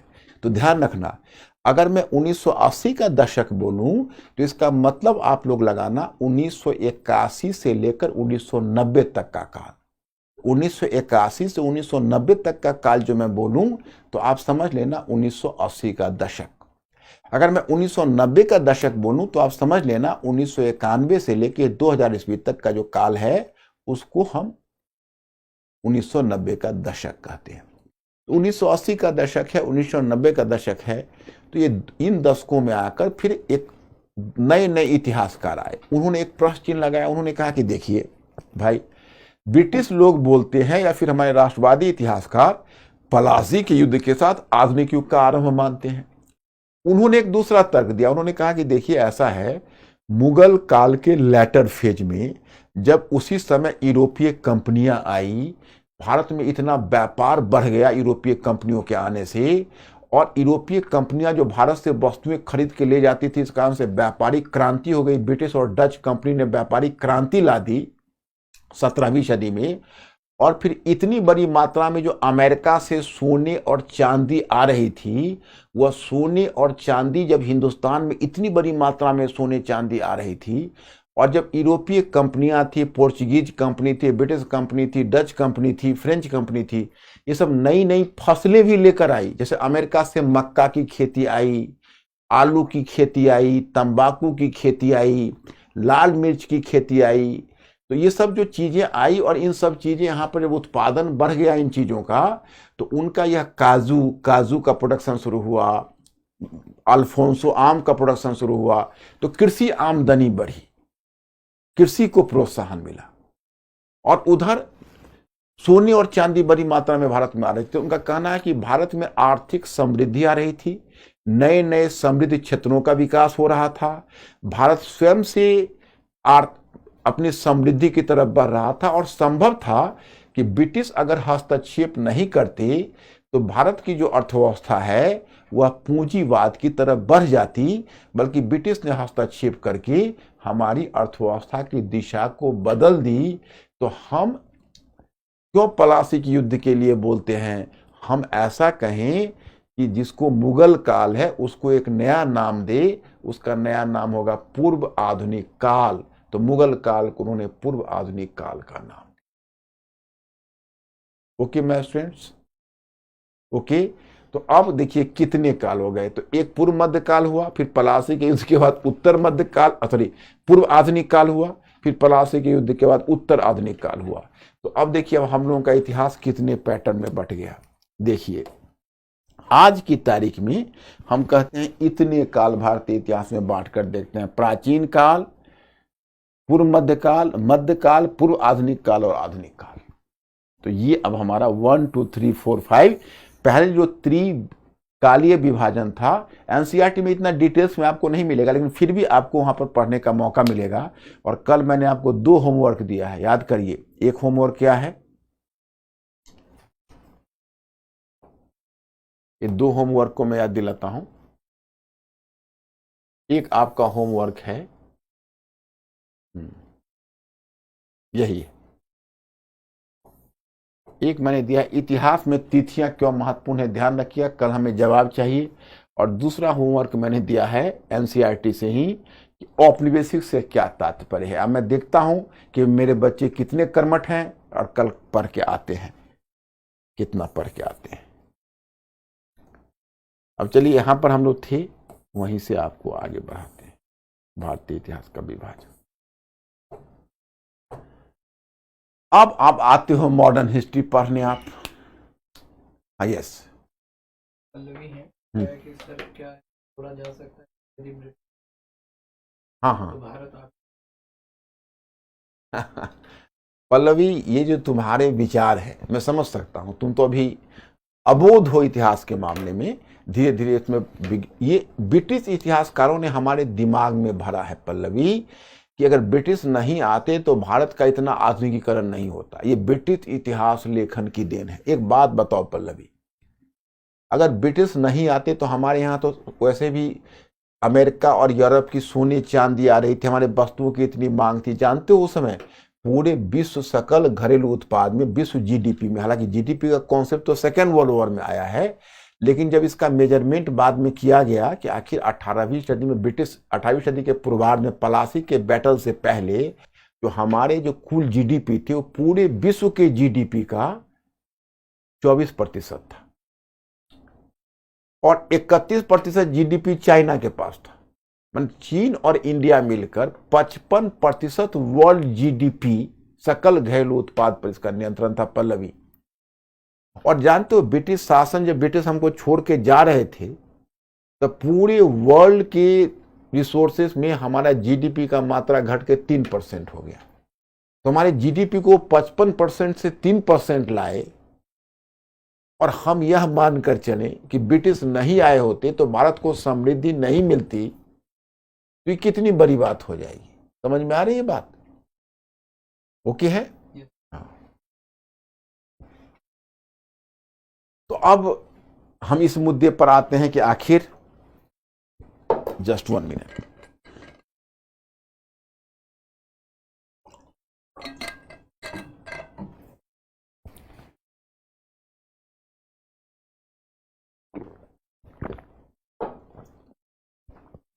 तो हम इस मुद्दे पर आते हैं कि आखिर हम आपको मॉडर्न हिस्ट्री कैसे पढ़ाने जा रहे हैं।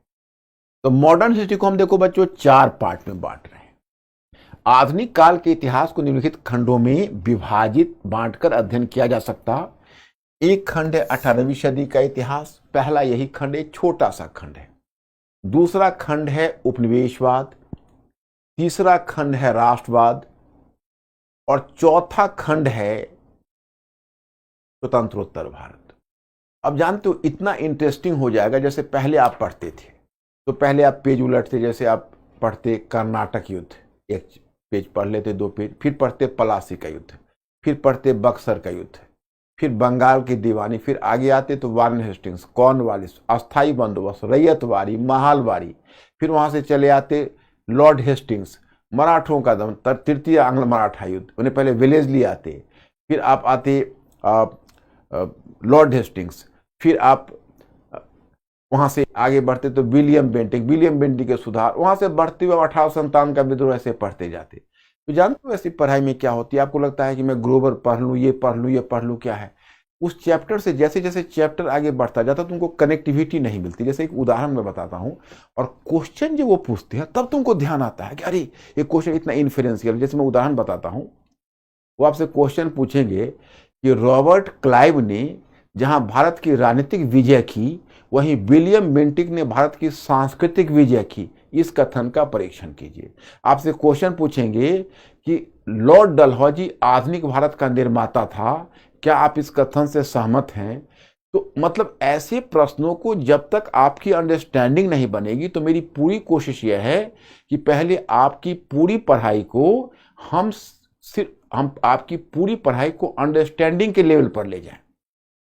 ओके, हम आपकी पूरी पढ़ाई को अंडरस्टैंडिंग के लेवल पर ले जाएं। पहले हम आप में एक अंडरस्टैंडिंग पैदा करें। ओके, तो इसमें मैं इसको 4 पार्ट में बांटा है। जैसे 18 आपका सिलेबस तो शुरू होता है 18वीं सदी के उत्तरार्ध से, प्लासी के बैटल से, लेकिन हम 18वीं सदी के पूर्वार्ध को भी ले लिया। उसमें चैप्टर मैंने क्या बनाया है पता है? हमारा चैप्टर है 18वीं सदी के पूर्वार्ध में मुगल साम्राज्य का विघटन और क्षेत्रीय राज्यों की स्थापना। उसमें मैंने एक हिस्टोरिकल डिबेट भी हल्का सा दिया है, उस पर एक क्वेश्चन भी कराऊंगा। तो उसमें ये अच्छा, उसके बाद जब वो चैप्टर हमारा हो जाएगा तब हो जाएगा 18वीं सदी का उत्तरार्ध। तो 18वीं सदी के उत्तरार्ध में क्या डील करना है? यूरोप चलना है, यूरोप में कैसे कैसे परिवर्तन हो रहा है उसको देखना है। उसको देखते हुए यूरोप में जो परिवर्तन हो रहा है, जिस कारण से भौगोलिक खोज शुरू हुई, कैसे यूरोपीय कंपनियां एक वैकल्पिक मार्ग खोजते खोजते हिंदुस्तान पहुंची, कैसे वह अमेरिका के सोने चांदी हिंदुस्तान में उड़ेलने लगी, कैसे हिंदुस्तान से व्यापारिक वस्तुएं ले जाती थी, फिर क्या ऐसी वजह हुई कि व्यापार करने आई उसकी राजनीतिक महत्वाकांक्षा जगने लगी, कैसे कर्नाटक का युद्ध हुआ, कैसे पलासी और बक्सर का युद्ध हुआ, और पलासी और बक्सर के बाद कैसे ब्रिटिश कंपनी राजनीतिक शक्ति के रूप में ढली, वहां से लेकर 1765 तक जहां से बंगाल की दीवानी कंपनी को प्राप्त हुई है, और कंपनी ने भारत में अपनी उस दीवानी की रकम से निवेश करना शुरू कर दिया है, वहां तक ले जाके आपको 18वीं सदी का उत्तरार्ध समाप्त हो जाएगा। तब हम एक टॉपिक ही बड़ा मेजर टॉपिक बनेगा उपनिवेशवाद। उपनिवेशवाद को भी हम 3 चरण में बांट देंगे, वाणिज्यिक चरण, औद्योगिक चरण और वित्तीय चरण। और आपका वाणिज्यिक चरण शुरू होगा 1765 से जो 1813 तक जाएगा, औद्योगिक चरण 1813 से 1858 तक जाएगा, और वित्तीय चरण 1858 के बाद 1947 तक है। तो उसमें आप देखोगे कि चूंकि देखो, अब कल मैंने आपको एक होमवर्क दिया है, कल उसको पढ़ के आप आओगे तो मेरे लिए और भी सहूलियत होगी। उसमें एक प्रश्न पूछा गया है कि औपनिवेशिक से क्या तात्पर्य है, what do you mean by colonial. तो जो कॉलोनियल शब्द है उसका पहले कल आप बुक में मीनिंग खोज के आओ, मैं कल ही बताऊंगा आपको। तो उसमें आप देखोगे कि एक्चुअली जब वो भारत पर जब में आए तो उनका उद्देश्य क्या था कि भारत पर कब्जा करके और भारत से हम आर्थिक लाभ अधिक से अधिक प्राप्त करें। वो भारत में कोई ऐसा तो नहीं घूमने आए थे या एंजॉय करने आए थे या भारत का भला करने आए थे, जैसे वो कहते हैं ना। अभी पल्लवी ने एक प्रश्न पूछा कि सर ऐसा हम नहीं कर सकते कि ब्रिटिश अगर नहीं आए होते तो भारत का इतना आधुनिक विकास नहीं होता या भारत इतना तरक्की नहीं करता। उन्होंने कहा, हमने उसका वैसे खंडन किया, आपको याद होगा। लेकिन मैं आपसे एक प्रश्न करूं कि एक बात बताइए कि ब्रिटिश शासन जो भारत में आया और शासन स्थापित हुआ तो उससे भारत को लाभ मिला या नहीं मिला? अब देखो दोनों दो बातें हैं। अब पता नहीं मेंटली मतलब अलर्ट रहना तुम लोग, और हमारा स्टूडेंट मेरे इस दोनों सेंटेंस का मतलब समझता है कि नहीं, थोड़ा इंडिकेट कर देना। मिस्टर अंकुर हमारा असिस्टेंट बैठा हुआ है, इंडिकेट ये करना कि मैं कहूं कि क्या ब्रिटिश भारत को में विकास करना चाहता था? तो होगा नहीं। फिर दूसरा प्रश्न करूं, क्या ब्रिटिश के शासन के अंतर्गत भारत का विकास हुआ कि नहीं हुआ? तो होगा हाँ। तो कहोगे कि दोनों में विरोधाभास है? विरोधाभास नहीं है। ब्रिटिश हमारा विकास नहीं करना चाहते थे, वो तो आए थे औपनिवेशिक शोषण के लिए, समझना। उनको यहां पर कब्जा करके और यहाँ के संसाधन का दोहन करके खुद को लाभ पहुंचाना था, रिसोर्सेस को। लेकिन ऐसा वो तभी करते जब यहाँ पर कुछ वो सुधार करते, कुछ संस्थाएं स्थापित करते, कुछ यातायात संचार व्यवस्था बनाते, तो उन्होंने क्या किया, उनकी मजबूरी थी, अंग्रेजी शिक्षा लागू किया अपने कारण से, रेलवे यातायात और संचार बनाया अपने कारण से। तो उस कारण से तत्काल तो हमको बड़ी दिक्कतें आई, लेकिन दूर चलकर हमको इसका लाभ मिल गया, जो लाभ वो देना नहीं चाहते थे। तो ब्रिटिश शासन का स्वाभाविक परिणाम थी गरीबी और पिछड़ेपन, और ब्रिटिश शासन का अनचाहा परिणाम था, अनइंटेंडेड इंपैक्ट था विकास। तो मेरे स्टूडेंट समझा दोनों के फर्क को कि नहीं? क्या बोल रहा है, समझा? दोनों के फर्क को समझा? देखो बच्चे, मैं तुम्हारी आंखों में और चेहरे में तो नहीं झांक सकता, लेकिन हां, मैं मन की आंखों से यह अनुमान करने की कोशिश करूंगा कि तुम समझ पा रहे हो कि नहीं, और मैं उम्मीद करूंगा कि तुम लोग अवश्य समझोगे, और मेरे जो असिस्टेंट हैं वो आपके कमेंट से मुझे अवगत कराते हुए मुझे इस बात को समझाते रहेंगे कि आप समझ रहे हो। मतलब ये लोग क्या समझ रहा है, क्या इंडिकेशन दे रहा है? ये दोनों के फर्क को समझा है कि ब्रिटिश ने भला करना चाहा, वो एक बात है, नहीं करना चाहा, लेकिन हमारा भला हो गया, ये दूसरी बात है। अब पल्लवी भी समझ गई होगी कि हम ब्रिटिश को क्रेडिट क्यों नहीं दे रहे हैं। जैसे मैं अपने बच्चों को एक उदाहरण देता हूं, आपको भी एक इंटरेस्टिंग उदाहरण देता हूं, आप लोग भी इस इंटरेस्टिंग उदाहरण को एंजॉय करो।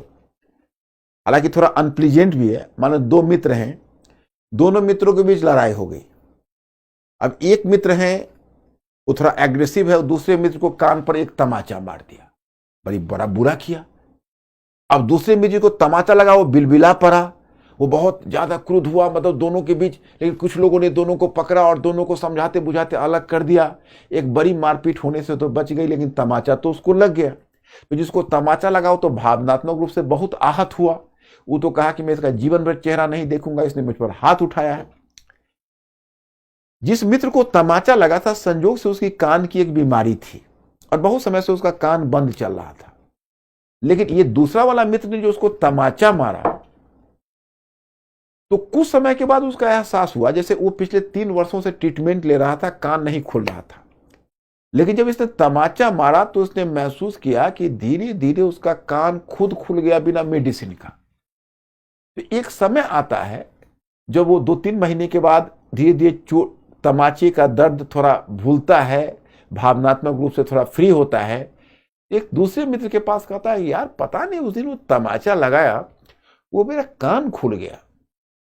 अब ये बात जो दोनों का कॉमन मित्र है, वो मित्र जिसके सामने बोला है, तो वो जाके जो उसने तमाचा मारा है उस मित्र को कह दिया, जो पुराना मित्र था उसका, कि यार तुम जो उसको तमाचा मारे अमुक जी को, उसका कान खुल गया और पिछले 3 वर्षों की बीमारी उसकी दूर हो गई।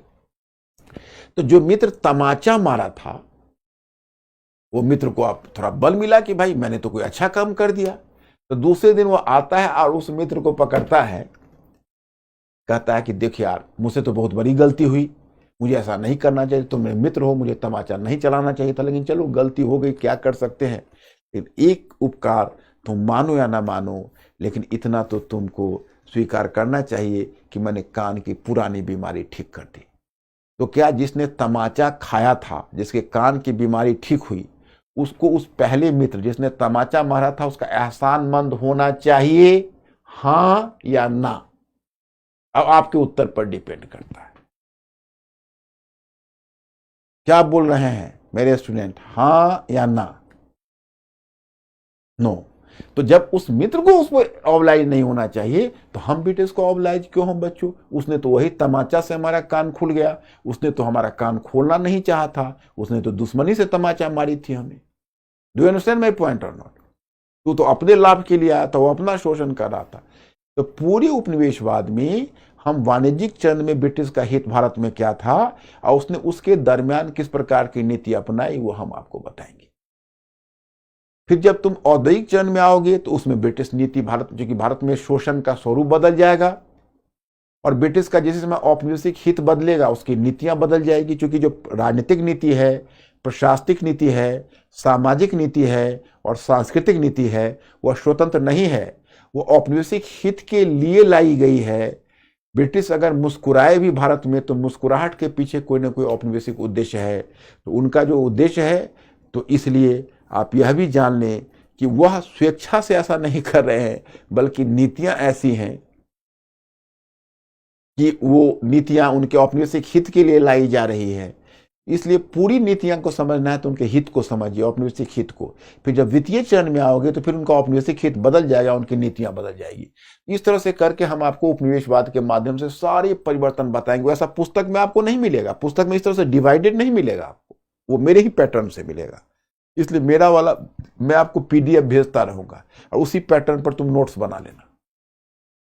और उसके आगे जब तुम जाओगे तो आता है राष्ट्रवाद। जो थर्ड राष्ट्रवाद है, वह राष्ट्रवाद एक बड़ा सा टॉपिक है। तो वो शुरू होगा आपको जनजाति और किसान आंदोलन से 1857 का विद्रोह, 19वीं सदी का समाज एवं धर्म आंदोलन, फिर भारतीय राष्ट्रीय कांग्रेस की स्थापना पर चले आओगे। वहां से लेकर 1947 तक, भारत की आजादी तक, वहां पर मैं राष्ट्रवाद की प्रगति कैसे हुई, संप्रदायवाद की प्रगति कैसे हुई, कैसे दोनों समानांतर एक दूसरे के समानांतर पलते और बढ़ते रहे, और कैसे 1947 में भारत को आजादी भी मिली और भारत का विभाजन भी हुआ। इन दोनों को वहां पर हम डील कर लेंगे। उसके बाद तब आपका आएगा स्वतंत्रोत्तर भारत, जिसमें कैसे भारत में राष्ट्र निर्माण की प्रक्रिया हुई 1947 के बाद, कैसे उस समय देशी रियासतों का विलय हुआ, कैसे नए संविधान का गठन हुआ और भारत का पहला चुनाव हुआ, हम लोग कैसे प्रजातांत्रिकरण की तरफ बढ़े, कैसे दुनिया में पहला तृतीय विश्व के देश थे जिन्होंने दुनिया की सबसे बड़ी डेमोक्रेसी बना ली, क्योंकि वन मैन वन वोट को अपना लिया। फिर कैसे तीसरा वाले में फिर किस प्रकार से हमारा राष्ट्र की विविधता में एकता का उदाहरण बना, क्योंकि हमारे यहाँ बहुत विविध भाषा भाषी, विविध नस्ल के लोग थे, विविध क्षेत्रवाद था। तो कैसे हमने उस विविधता में एकता का एक मॉडल दिया, कैसे हमने राजभाषा के और राष्ट्रभाषा की समस्या को दूर किया, कैसे हमने भाषा के आधार पर प्रांतों का गठन किया। वहाँ से लेते हुए सामाजिक न्याय पर चले आएंगे कि हमारे जो सामाजिक न्याय कैसे महिलाओं के लिए, दलित वर्ग के लिए, अल्पसंख्यक समूह के लिए और जनजातीय लोगों के लिए कैसे हमने स्वतंत्रता के बाद किस प्रकार से उनके सामाजिक न्याय के लिए काम किया। फिर उसके बाद फिर चले आएंगे कैसे हमारा आर्थिक पुनर्निर्माण हुआ, वहाँ से लेकर आर्थिक योजना तक, कृषि सुधार, औद्योगिकरण, और तब अंत में आएंगे कैसे हमने एक विदेश नीति के माध्यम से विश्व में अपनी पहचान बनाई, और भारत की विदेश नीति, और वहाँ पर जाके तब हमारा मॉडर्न हिस्ट्री समाप्त हो जाएगा। तो जहाँ से हमारा मॉडर्न हिस्ट्री समाप्त होगा, वहाँ से आपको इंडियन इकोनॉमी का रास्ता खुल जाएगा, वहाँ से आपको इंडिया एंड द वर्ल्ड का रास्ता खुल जाएगा, और वहाँ से आपको भारतीय संविधान के अध्ययन का रास्ता, भारतीय संविधान और पॉलिटी के अध्ययन का रास्ता खुल जाएगा। तो जहाँ वहाँ पर मैं आपको समाप्त करूँगा, वहीं से हम आगे आपको शुरू कर दें। तो माय स्टूडेंट्स, इसको आप समझ पा रहे हैं? This is the point here. तो ये मैंने आपको बताया कि ये हमारा पैटर्न है। अब पहला काम जो हम शुरू करेंगे वो देखिए। 18वीं सदी के इतिहास को दो भागों में बांटा। इसे हम दो भागों में बांट कर देखेंगे, एक 18वीं सदी के पूर्वार्ध और दूसरा 18वीं सदी का उत्तरार्ध। पहले इसको हम लोगों को करना है। ये पहला पार्ट हुआ आपका, और इसमें पहला सब पार्ट यही हुआ जिसको हमें करना है। अब इसको हमने कैसे किया है, इस काल के अध्ययन में हमारा बल निम्नलिखित पहलुओं पर होगा। मुगल साम्राज्य का पतन तथा क्षेत्रीय राज्यों की स्थापना, मराठी मुगल साम्राज्य को स्थापित नहीं विस्थापित, मराठी मुगल साम्राज्य को, Ankur after making a correction then you have to send.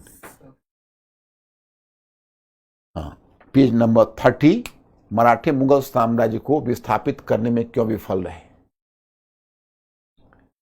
और तीसरा, 18वीं सदी के पूर्वार्ध के काल को पतन अथवा अवनति का काल माना जाए अथवा प्रगति या नई संभावनाओं का काल। ये तीन चीज को हम लोग डील करेंगे। अब इंडिया का मैप, तो अपनी कॉपी पर मैप बनाओगे, नोट साथ साथ कल से बनाना शुरू करना। आप लोग साथ साथ आप इसी चीज को अपने कॉपी पर, तो पहले आप इंडिया का मैप बनाओगे, क्योंकि देखो 18वीं सदी के पूर्वार्ध में मुगल साम्राज्य का डेड बॉडी रखा हुआ है और इसी डेड बॉडी पर छोटे छोटे राज्य स्थापित होंगे। थोड़ा सा पीछे की झलक लोगे तो एंशिएंट इंडिया, भारत में साम्राज्य का युग बहुत कम रहा और राज्य का युग बहुत कम रहा, बहुत राज्य का युग या क्षेत्रीय राज्यों का युग ज्यादा रहा है। अब देखो वैदिक काल, तो उस समय वैदिक आर्य प्रसार ही कर रहे थे। वैदिक काल से आप बुद्ध काल में आओगे तो 16 महाजनपद रहे, 16 जहां महाजनपद के बाद मगध साम्राज्य आया। मगध साम्राज्य के बाद मौर्यों के समय उसने एक अखिल भारतीय साम्राज्य मौर्यों ने बनाया।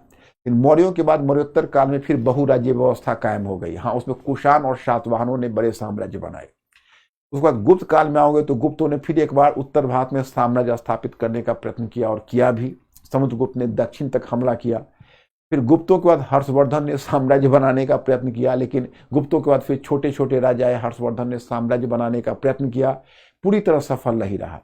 फिर हर्षवर्धन के बाद फिर छोटे छोटे राज्य का युग आ गया। फिर पाल और प्रतिहार आए, उत्तर भारत उन्होंने साम्राज्य बनाया। दक्षिण भारत में राष्ट्रकूट और चोल आए, उन्होंने दक्षिण में 2 साम्राज्य बनाए।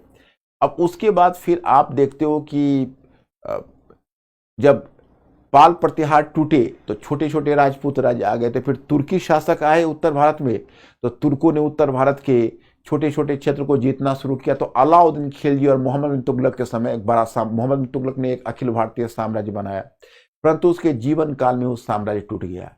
उसके बाद जब मुगल आए तो बाबर ने तो विजय की, लेकिन बाबर के बाद अकबर ने साम्राज्य निर्माण शुरू किया, जो औरंगजेब के समय वो साम्राज्य अपने उत्कर्ष पर था, लेकिन उसी के काल में विघटन भी शुरू हो गया और उसी मुगल साम्राज्य के कब्र पर, चूंकि मैं आपको अफसोस यह है कि मुझे मुगल साम्राज्य का डेड बॉडी दिखाना पड़ रहा है, तो आप लोगों के मन में जिज्ञासा होगी कि भाई ये आदमी पैदा कब हुआ था, जब मरा।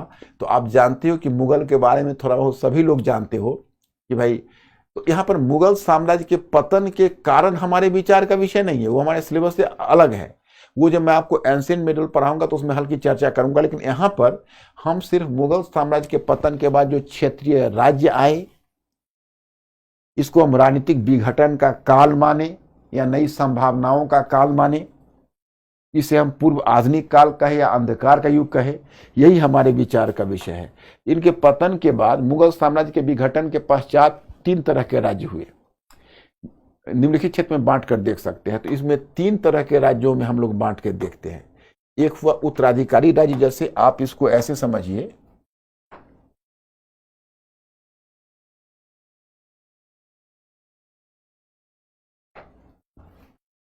मुगल साम्राज्य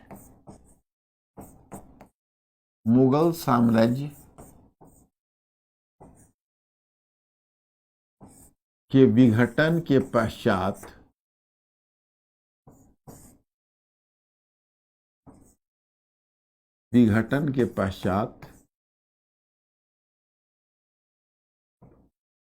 भारतीय राज्य,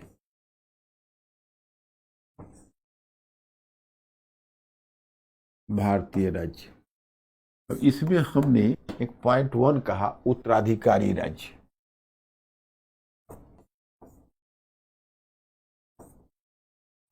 उत्तराधिकारी राज्य में देखो हमने चर्चा की है बंगाल, इसमें हमने चर्चा की है बंगाल, अवध और हैदराबाद के 3 राज्यों से परिचय कराऊंगा। दूसरा तरह का राज्य होगा विद्रोह के माध्यम से स्थापित राज्य, विद्रोह के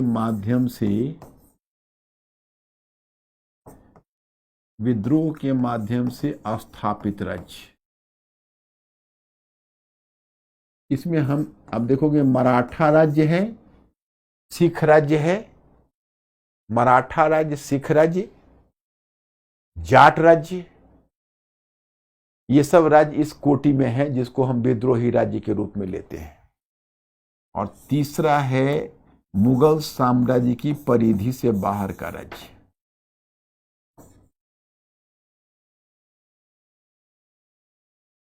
मुगल साम्राज्य की परिधि से बाहर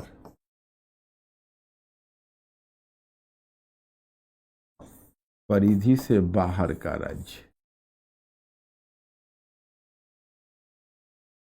इसमें ढेर सारे राज्य हैं। मैसूर का राज्य होगा, त्रावणकोर का राज्य होगा, कोचिंग का राज्य होगा।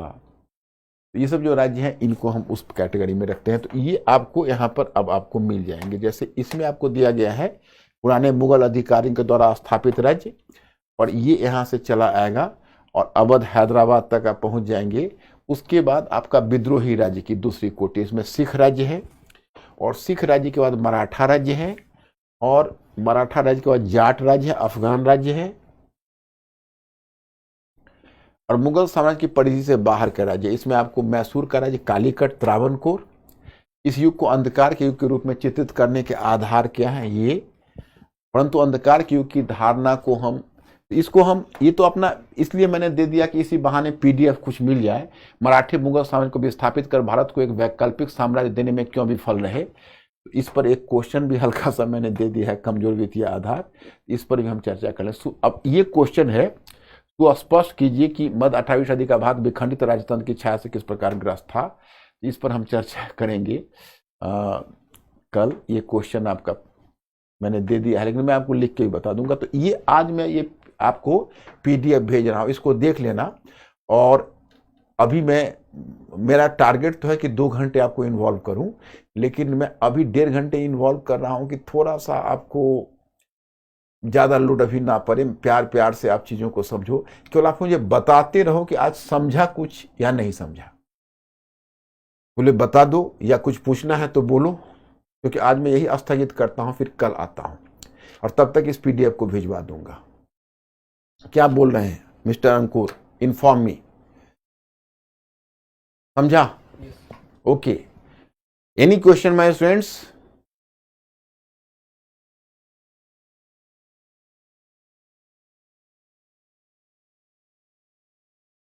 कुछ भी? ओके। अब उसके बाद मैं एक पैटर्न आपको समझाऊंगा। जो चीज डेली पढ़ना है, रात में 15-20 मिनट धीरे धीरे, जैसे लोग योगा करते हैं ना, बाबा रामदेव का योगा जानते होंगे, हम वो योगा की बात नहीं कर रहे, हम बौद्धिक योगा की बात कर रहे हैं। जो बौद्धिक जुगाली, यानी जो दिन भर में पढ़ा उसको लिंक किया आपस में कि अच्छा ये था, इसको कैसे ये चेंज हुआ, ये चेंज कैसे हुआ। Whenever you are going to link each other, that is called intellectual fermentation. इसको बौद्धिक जुगाली का नाम दिया जाता है। क्या बोल रहे बच्चे? तो अब मैं चलता हूं आज के लिए। अब अंकुर तो फिर डिस्कनेक्ट किया जाए। Okay okay my students, thank you very much.